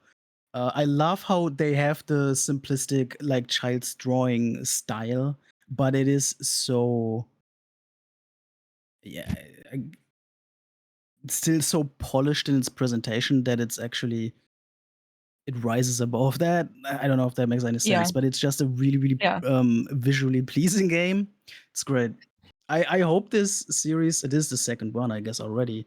I hope this becomes a proper series because I would love to have bigger adventures for Posy in the future. Yeah, there's like 34 endings to this. So there's a Christ. checklist on the page so you can just go through and see which ones you get. Right. Which I think I've gotten about 4 or 5 of them. But yeah, it does get pretty in depth. What I like so much about it is that it does look so unassuming with the art style, and you just think it's gonna be like some, boring, kid-friendly game or something like that. And then it hits you with like that Scott Pilgrim humor of like just going beyond the walls, not even like fourth world heartbreaking, where it's just like this is just so chaotic and hilarious. The amount of Yeah. branches that you can come up with in this game. So Sounds like I really yeah. need to get back onto it, honestly. That makes me think it's interesting how we all approach games differently. Because like I played it through once and I was very satisfied, and I'm like, I'm done. I have no interest in finding Yeah. out the endings or anything. I'm just happy with what I got, and I enjoyed it. Yeah, I I like mean, the I'm- art That's- style. I like the humor, but I'm done. I'm not usually an ending chaser either, but like the first one was like yeah, same. 2 minutes or whatever. So that was Yeah, that was enough for me. I was happy. I to was get not there. satisfied yet. No. I honestly, when I first started this, I was gonna just do one ending, and I went through and I was like, "Oh, that was actually pretty short. Let me just try the other ending," thinking that's all there was. Yeah. Now I've gone down this branch path that I don't even remember how I got here. So Yeah. No, it's just cool that it offers enough. like I'm a person who didn't even finish Doki Doki Literature Club because I just got to the ending and was like, "All right, we're done," and uninstalled it, and then later on found out that there's more to the game. Yeah, So so you lost Yeah. basically. yeah, You didn't actually, yeah. yeah. I mean, that's fair enough. Yeah, totally. What else we got? This is the one that's by the Stanley Parable Yeah. Yeah. person, right? People even. William Pug, is it? Anyway, this is Dr. Langeskov, the Tiger, and the Terribly Cursed Emerald, which is one I did not play. It's one I might play, but I didn't find the time for it, so it'd probably be best for somebody else to start us off. But this was nominated by Curbman. Yeah, it's by Crows, who did Stanley Parable. Yeah. And this one's thing is that you are loading up the game, but the game is already being played by another player. So you have to wait basically in the back rooms and end up helping out the people behind the scenes. It's another very clever idea by these people of turning around this game setting, game Yeah. medium into something that you don't usually see. And of course, it's very much narration based, and like the fun is in experimenting with things and seeing the reactions to it. But it still has very much the charm of the typical cross game. Yeah. And it's narrated by Simon Amstel, which is amazing because he's hilarious. Yeah, Yeah. the guy has a great fucking voice. He's so good. Yeah, I didn't play Yeah. this until this morning actually, and I didn't think for some reason I was expecting this to be much longer than it was. Not rushing myself, but being like, I'm not gonna have enough time before the podcast to finish this. and yeah, it was Right. just like I had just recently done the corridor game, so then to come into this game, I was like, why are all Right. these games happening to me? What's happening but- to you? You choose them. Come on. We've but asked this so was many life times changing. what are games, but have we ever asked why are games? Yeah. Good lord. I was kind of hoping that we would get to actually play the game eventually, but I think that's more a testament to how fun imagination can be because you're hearing everything Yeah. that's going on and where's the door to open so I can see. So it's that sort Right. of thing Yeah. where it was enjoyable, I but you're love- like maybe hearing it is more fun. Who knows? Well, I loved how much they can kind of evoke in your head just by telling you about it, where you don't actually see anything. You're Yeah. literally backstage, but you get Yeah. such a visceral kind of experience anyway. And I think that's just like genius. Yeah. Also, I wonder how much more there's like hidden in the game because there seem to be, you can collect post-it notes, you can collect coins that are lying around. There's a thing with turning around drinking cups. And I wonder if any of that might actually lead to something. Tons of notes to read. Maybe some of those actually mean something. I can actually tell if that's all there is that we have seen. Yeah, my playthrough was about 20 minutes. I mean, with the Stanley Parable group, it can go either way. Yeah. From how long to beat, it looks like if you want to play the full 100% it's about 2 hours, which Oh, Huh. okay. that's a lot to pick up and check out in this game. But Yeah, I did about 20 minutes too. I mean, the good thing is that it is an enjoyable game to do that in. So Yeah. Yeah, good one. So the next one, which was nominated by Matt here, Hey. is a fighter that is stuck in my PC when I watched Gmod with 1,000 mods by That Fiery, which is a very short little, I'm going to say 2.5 stage platformer game, which is Yeah. one I did play. And I would describe as fine. Yeah. What? Oh shit. I would, no, I Dang. describe it as fine. I wouldn't describe it as shit. I would say I would. I think it suffers from something I consider a lot of these small itch.io platformers to suffer from, which is just that with like a 5-minute time, there's not really enough time usually to either experiment with the gameplay or meaningfully advance it, which I think is usually a core part of a lot of platformers. Mm. You know, building on previous experiences that you've had. I think a lot of times these small ones don't do it.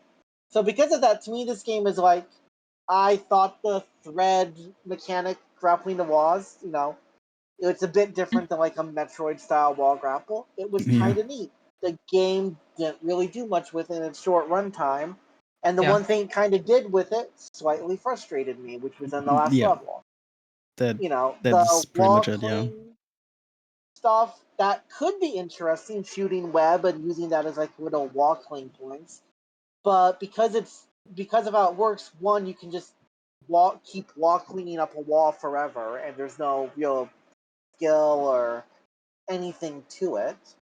And two, though, it never really calls for anything aside from the most basic possible expression of the idea. So because of that, it's like, I don't know, sure, I've definitely played worse short platformers during Itchmas and Yeah. stuff, but I can't imagine even really remembering this game past, Past the title, talking maybe. about Itchmas. I Yeah. As today. mean, I Yeah. might remember it next, like 2 weeks from now, because maybe it comes up. You know, I'll give it that much. It might be a 2-weeker. That's good. But yeah, this is clearly one of those cases where a hobbyist developer had an idea for a mechanic and just tried to make that true. But like you said, yeah, I also don't think they actually did something particularly interesting with that. I think the idea is Right. fine, but it also controls very clunkily. And so Yeah. the controls plus not being really elevating it with anything, yeah, it doesn't make this a great game. The title Right. is probably the concept of the story, I guess, is probably the most interesting thing in the long run. I mean, honestly, I gotta just say, I actually thought the stage design was kind of disappointing relative to the title. Yeah, Oh. yeah, It didn't feel like there were 1,000 Gmods. You know what I mean? You could tell me this was in a computer game, and I would believe you. yeah, yeah, yeah. There's definitely a lot of potential, unused potential in this one. Maybe we get He a wants the proper back sequel. rooms of Dr. Langeskog in this game. What? That would have been more interesting. Yeah, surely, yeah. I mean, I Spider's mean, been in there for a while. Probably could come up with some decor. It seems some shit. Yeah. This is the Vietnam for spiders. Oh my gosh.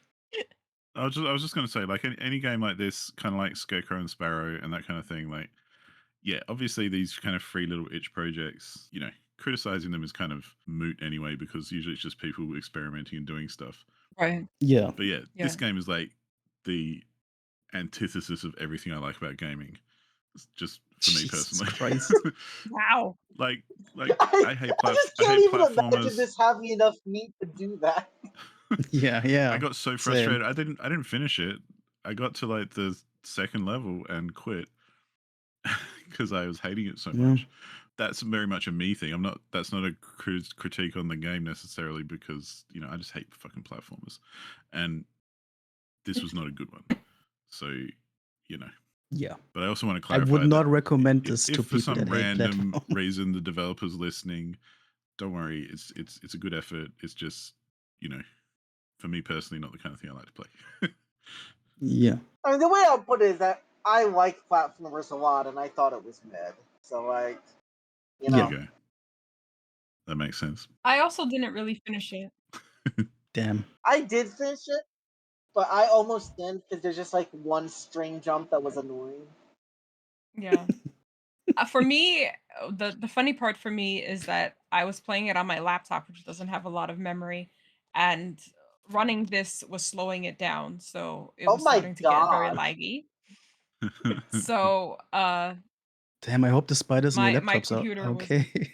yeah, yeah, I guess that does fit the title, actually. Yeah. Yeah. yeah. Yeah. Maybe that's the true experience. You know what? I will give this game one thing. I think this might be the longest of the games we've talked about so far. Hmm. Ignore the fact it's Potentially. because I think it's the only one that we've all played. Yeah. True. Oh no, we all played Posy Pix actually. Posy. The Hmm. bunny. Well, And that's a, it also reminded me of Bomb Chicken. So I probably, if I ever do come back to this, I'll probably jump back into Bomb Chicken after that. right. Man, why don't we have Bomb Spider? One day. You can control a little bomb with 8 legs. I'm sure that exists somewhere. Bomb. That has to. It's gotta be. The Spider-Man have like little drones like that. Yeah. Probably. Honestly, this just makes me think I gotta play Spider for the PS1 already. Me too. Me too. But not today. Let the spider rest. Let's move on. Last one. It is the last game, which is Formula Max by Le Capitan, nominated by Curbman, which means Curbman, the only person to nominate 2 games that won, by the way. Good job. Yeah, yeah, yeah. I do want to start by talking about this one, because this game is probably the reason that I didn't complete more games this morning. Because for some reason, this game refused to register my controller for quite a while. Oh. And then when I opened DS4 for Windows to see if my Pro Controller worked, my computer blue screened. And I had to Jeez. restart it. And then I realized I could No run it racing for you. through Steam, which did work at least with the Pro Controller. And that allowed me to finally play the game. Was it worth it? So having honestly I'll say yeah. Like, I think it Wow. wasn't as good of a game as Posy Pix. I did enjoy myself. The biggest problem I have with this game is probably just the fact it was really, really easy. I was not challenged at all, I felt like. I lost one race, and it was just because I pushed myself too hard messing around and crashed, kind of thing. Got greedy. But the computers are tuned really low. There's really no danger of dying because of that. Like, you don't really need to push your turbo much. And, obviously this game is just an F-Zero game. I'm pretty sure I died as well. Yeah. I did say I died once. There. Yeah. About the difficulty, I actually thought, obviously this is an unfinished game. This is a demo more than anything that has not been touched in years. And it is, since we haven't said this yet, it's very much an F-Zero.Exe, like specifically that stage of F-Zero inspired game, and it does look and feel like that, enough. I thought the difficulty actually was very much relying on the cars. I don't think the stats for the cars are balanced at all. It seems like there's clearly better ones, superior ones. And I did, like, the cars I chose first could not win a race at all. Like, that was impossible, it seemed. And I then, used Crazy Diamond for every race. yeah, I'm not sure what the stats for that was. I used the one that looked like a DeLorean for fun. It didn't have good stats, I guess. And all the other cars were just plain simple faster. But then I looked at the actual stats, decided to choose another one. I think it was the Magic Bullet or something. And that just changed the whole thing. I don't think, balancing was yet a thing in the development there. Feels like it, yeah. For me, it was just if you hit all the boost pads and then boost on straightaways, enemy cars too slow. They don't have because you can see like in race, I want to say it was 3 or 4. It's the one that has like the dirt patches, like F-Zero. Yeah. The AI just drives on them. It Oh. doesn't avoid them. So as long as you just avoid them, you're going to win. You know, No. and that's Yeah. not hard. I will say I thought it controlled fine. You know, the left-right kind of swerve is a bit janky, but to be fair, it is replicating F-Zero's feel to an extent. Barely used that. Yeah, I did not need to use anything that was not boost or accelerate until the last track. It's a very simple game control-wise, I would say. You know, you're kind of just holding A and hitting boost most of the game. You know, I enjoyed this game. It's the kind of thing where I wouldn't say it was more than like a 5 as it is right now. But if there was a full version of the game, I would be interested how it developed. That's how I think I would put it. Yeah, like, I would have. Pix was a better game. Yeah, Posey was of course finished. I would have liked to see where they would have gone if they had stuck with it, but it's not gonna happen. So all we have is this demo, and this demo as an unfinished piece is of course not great. Yeah. Yeah. I feel like I played a different game. Seems like it. Well, I mean, it probably helps that I do really like F-Zero-X. Me too, dog. Hell yeah. Yeah, I'm not a like F-Zero player or anything, so I've played it like back in the day, but it's been a long time. This one, just the amount of technical difficulties that I had, I got through like one race, and then the second race I crashed and died, and I Alt F4 and uninstalled it straight away because it was so frustrating and annoying and shit, and I just couldn't handle it. You died once and quit? Well, because the controls were so frustrating. Even the interface was frustrating. The UI design was fucking horrible. Yeah, it was just, this is what I mean. It feels like a completely different game to what you're talking about for me, because it just didn't work at all, and I hated every minute of it. Wow. Yeah, maybe like for some reason I had design not design download issues or some. I don't know. It definitely doesn't sound the same. Like, I wouldn't say the UI was interesting, but it functioned with no issues for me. You know what I mean? No, It didn't like just- look weird or have anything red. I think it was pretty. It's been a while since I actually played F-Zero-X, but I think they probably just copied that for the most part. No, they didn't do that. Okay. F-Zero-X had a very different look and UI. I'll say that. And unfortunately, I did have the technical difficulty of it not registering my controller. So I did actually have that technical difficulty. Yeah, I wouldn't want to play this with a keyboard, that's for sure. So I can definitely imagine that there were other tech issues, is kind of what I was trying to say. It's more, it wasn't so much like tech issues, like things not working. It was more just the controls were janky, and I didn't like the way they felt. And yeah, it was a bad time. That's fair. Cool. I guess that was me. The other thing I'll say about this game is I didn't think it had a lot of personality to it. I think like it could have, but it did kind of just feel like it was making like an off-brand F-Zero. Right, yeah. Try to Which revive I guess is what that they style. said they were doing. So yeah, I mean, it was, but you know, part of F-Zero is the personality it has. Genuinely, it did feel, and I actually feel like that is a compliment to this game. It genuinely did feel like F-Zero-X, not F-Zero on SNES, not F-Zero GX or whatever. It was very specifically this version, and I actually think they like. If I wanted to give them a compliment for something, they nailed that, in my opinion. Or even if it was. Admittedly, I kind of did feel some GX in there, personally. Okay. Well. But maybe it has been a while since I played GX, so could be my memory too. Well, maybe at some point we will get Formula G Max. Formula G Max. But that's not today. Yeah, so that's all the 7 games that we had in Itchmas in July. Yeah, I feel like there were some clear favorites for some. Yeah. I think like the beauty of Itchmas anyway, that like every single time there's like half of them I really don't like and I actively dislike. Yeah. But that's kind of the point. Right. Like, we're all just picking random kind of interesting different things to try, and that's why I really like it anyway, just overall. Yeah. But yeah, it's always a mixed Right. bag for me. Like I've never loved everything or hated everything. It's usually there's some that I really like and some that I really hate. So this is just another version of that, really, and I really like it. That's a good experience. And it's good to have that because it does suggest that we're getting like a good variety of games voted.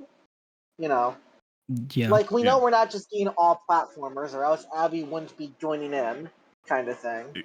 Exactly. Right.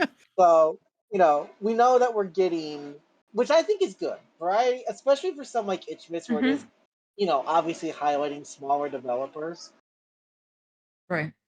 How Yeah, absolutely. did you guys feel about this Itchmas compared to like some of the other ones, if you even have any thoughts? I feel like we've had more solid ones, but there was some good gems in here that I wasn't expecting to enjoy as much as I did. I feel like we've definitely had stronger years. I would kind of agree, I feel. But we Yep. also definitely had wars. Actually, there's no game here that I actively disliked. Even the weaker ones, I like at least appreciate in some way. And I do think we already talked about the variety, but I think this might have been one of the more, spread ones that we had. At least I don't remember like many racing games at all being in these much and whatnot. So, and Minesweeper, I guess, is also not really something that I expect people to vote for. But It here was we funny are. that there was two Minesweeper roguelikes nominated Yeah. to me. Maybe we get Dragon Sweeper in the proper Itchmas this winter. It would be neat. It's just so specific. Yeah.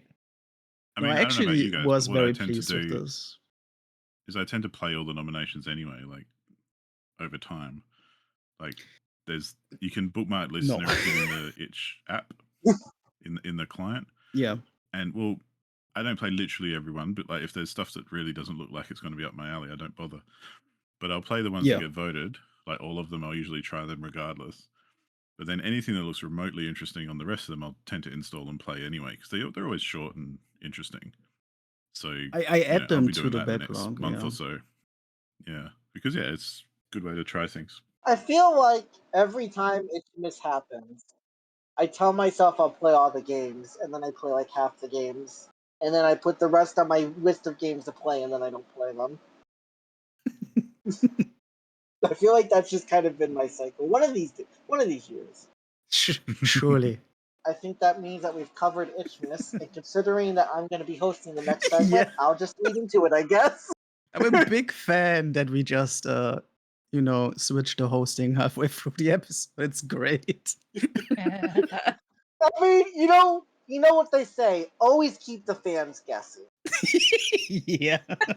Who knows what's Exactly. going to happen? And what's going to happen is the Untitled Collection game, where we Ayo. finally solved the question: what are video games? No, not really. And why? Never. And why? Yeah. But this is the game that we've been playing basically since we moved from to a 4-host rotation, because it turns out guess the game was difficult to find games when there's so many hosts. Yeah. Pretty easy game overall to understand. Whoever the host is hosting of, not the episode, the host of the game, who is the winner, who is the person who won the last game, hosts this one, chooses a random collection on how long to beat. Collection's got to have at least 10 games. They give the title, the user, the amount of games, and if one of the hosts doesn't like it, they get one veto. Tell me or tell whoever it is to reroll again. Then, in order, they're gonna guess if there's a game in the collection, and they get 1 point for every correct guess. They keep going until they get 3 wrong guesses. Whoever has the most correct guesses now gets 3 bonus points and is the winner and hosts the next time. Does that make sense? Yes, it does. Yeah. Let's hope we 100%. actually go out of this with more than 0 this time. Yeah, because last The time bar's nobody low. got anything. Yeah. The bars. I mean, think of it this way, Matt. Nobody can get negative points because nobody can spend on the power. Yeah. Thank God for that. So we literally can't do worse. Watch me. Let's not hope for a repeat then. Yeah. Yeah, could be troublesome. It is. All right, everyone. I'm hitting the random one. Tetris, I still have a Tetris, search in there, so it's Tetris. coming. The entire Tetris franchise. Let's That go. game. All right, we have Sonic games with exactly 10 games by the Super Gaming Artist. Sonic games. But there's Watch only none 10 of of them. them. So you don't- Watch none of them being the Hedgehog. Some I other mean, Sonic. you don't know. There are only 10 games here. What was the title again? I might know. Sonic games. Just Sonic. Games. Just Sonic games. Nothing else. There's exactly 10 games. And I believe it said 1 DLC. Yeah, 1 DLC. Right. Does anybody want to All right. veto? Is anyone Yeah, going I to guess veto? it's actually just games about audio. Yeah, that would be awesome. No, I'm guessing we're taking this one. I mean, I'm If we good. fuck this up, it's gonna be super If you embarrassing. get 0 points on Sonic games, I think that's Yeah. your own damn fault. Can All I right. guess Sonic? I have Leo. I have Leo listed first, so Leo is going Damn it. first.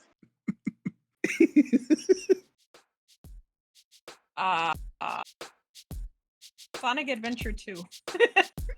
Damn.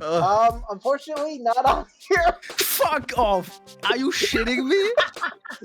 There's no Sonic Adventure 2. That is crazy. Next is Matt. Wonderful.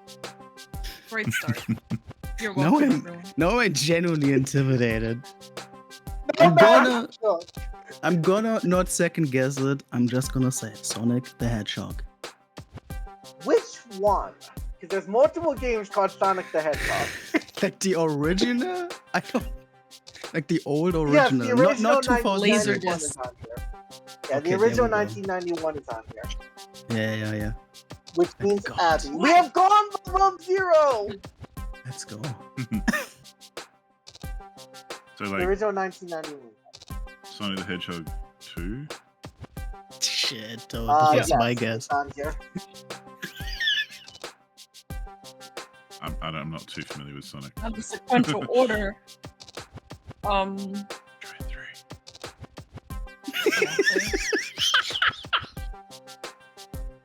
What's the guess? Yeah, the question is, I will say, if you're guessing Sonic 3, there's 2 different Sonic 3s. I know. So That's the I thing. need to be specific. Remember the title. This is awesome. Damn, little blue fucker. Sonic and Yeah. Knuckles. Sonic 3 and Knuckles is on here, yes. Whew, okay. So everybody got Alright, a point back so to Matt. far. Yeah, okay. Everyone's got a point. It's like we know games. So there is no, it's not gonna be on there, Sonic the Hedgehog 4. So nobody guessed that. I would be shocked if it You're was on next, there. Matt. So if you're trying to play some mind game, you can just guess it. Okay, Matt. Whatever you say. I like how this become like community help over here. Because yeah, Strategize okay. between us. Well, I mean, I'm gonna strain away from the host. The thing is, okay, we started at the beginning, and Adventure 2 was already not on there, so I'm actually kind of starting to think that this is possibly reduced 2D ones.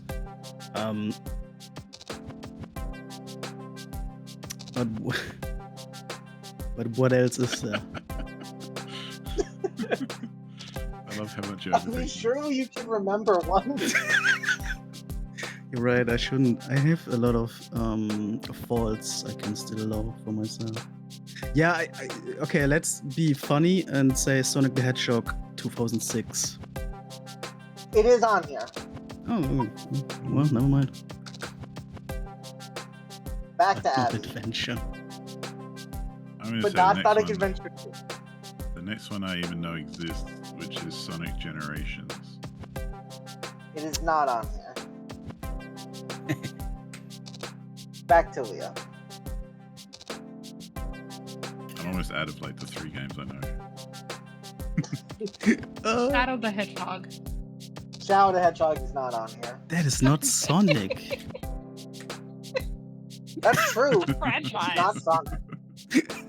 It's part of the franchise. And also a game I know, All right, back to Matt. which is the real. Mm.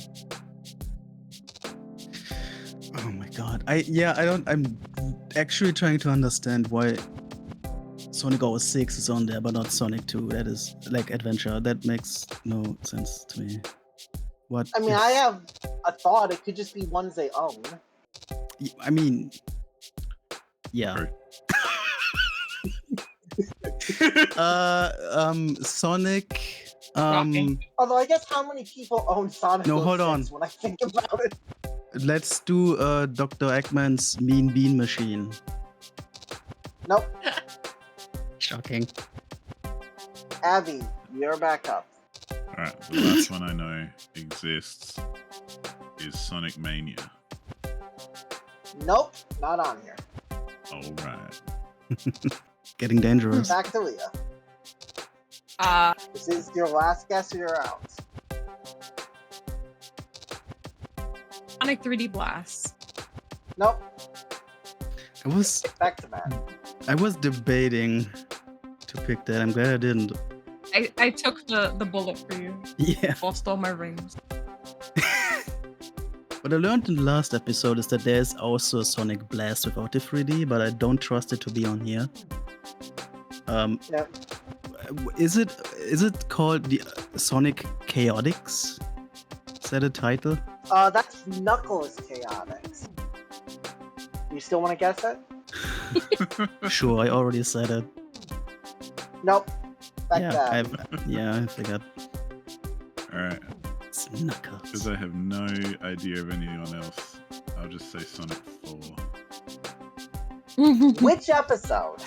Yeah, I'm glad you Jesus asked. Christ. Sonic 4 came with Episode 1, Episode 2, and Episode Metal. Alright, episode 1. Metal. It is on here. Shut the fuck up. Are you shitting me? When you said that, Matt. Because it is on here. But it is back to Hell you, yeah. Matt. Come I have at me, one bro. fault left, and I'm tempted to. Yeah. Well, Sonic the Hedgehog 4 Episode 2. If that kills me, I'm gonna be mad. It's on here. It's on Okay. here. Thank Back God. to Abby. I mean, you did mention a third one as well, so let's just go for that. Yeah. Episode Metal is also on here. I'll let you just, since you're just referring clearly to the same one we just referred to, I'm going to allow that. That's bullshit. Thank you very much. So there I are. mean, he's new. He's new. Sure. Yeah, I'm a baby. Back to you, Matt. There are Ah, 3 baby. games left. A baby. It's horrible. Alright, there are, let's see, 1, I mean, 2, I'm out of somehow it. this, Next. oh wait. You know, that's I a got good nothing guess. else. Yeah, that got guess. So we got, no, you're not out of that, but you still have a guess. You might not know any games, but you still have a guess. I'm just saying, Yeah, I yeah, don't yeah. have anything to guess. There's 4 games left. 4 games, okay. God. Because Episode Metal was the DLC I mentioned. Oh, he gets points for DLC. Uh-huh. Let's see how it Hey, man. is. I It's mean, on the it's, it's in the collection. It's in the I don't list. know. Sure, sure. It says guess the games, not guess the DLC. Okay, we got Sonic the Hedgehog 4 there. That is, I think, so far the most recent release on there. But I'm still hesitating to go with more modern ones. But the old ones also. I'm gonna say Sonic Frontiers. Nope. Yeah, I'm out.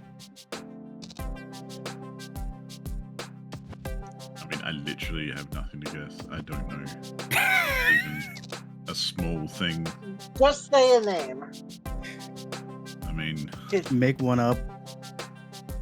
Or you can even guess a non-Sonic game at home. Super Mario. I can't even think of anything. I call it Sonic 5.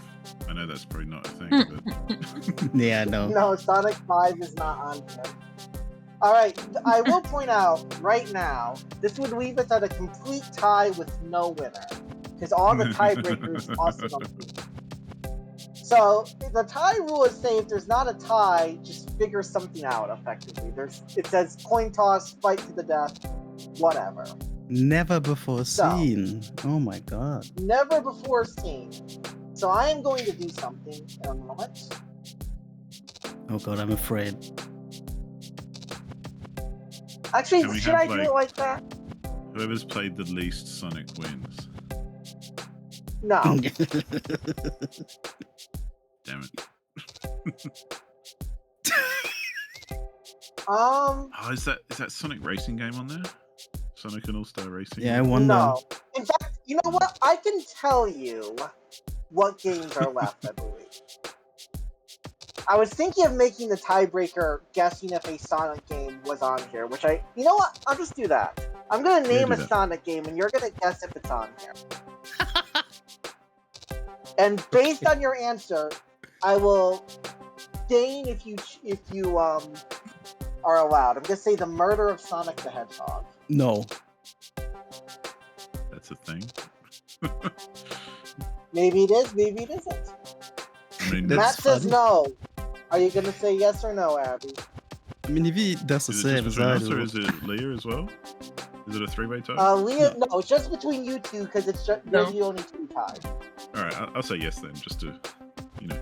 Yeah. All right, unfortunately for Matt, Abby is correct. The murder of Sonic the Hedgehog is on here. God. So Are Abby you wins the tiebreaker. shitting me? Are you games actually my that were category to left- win.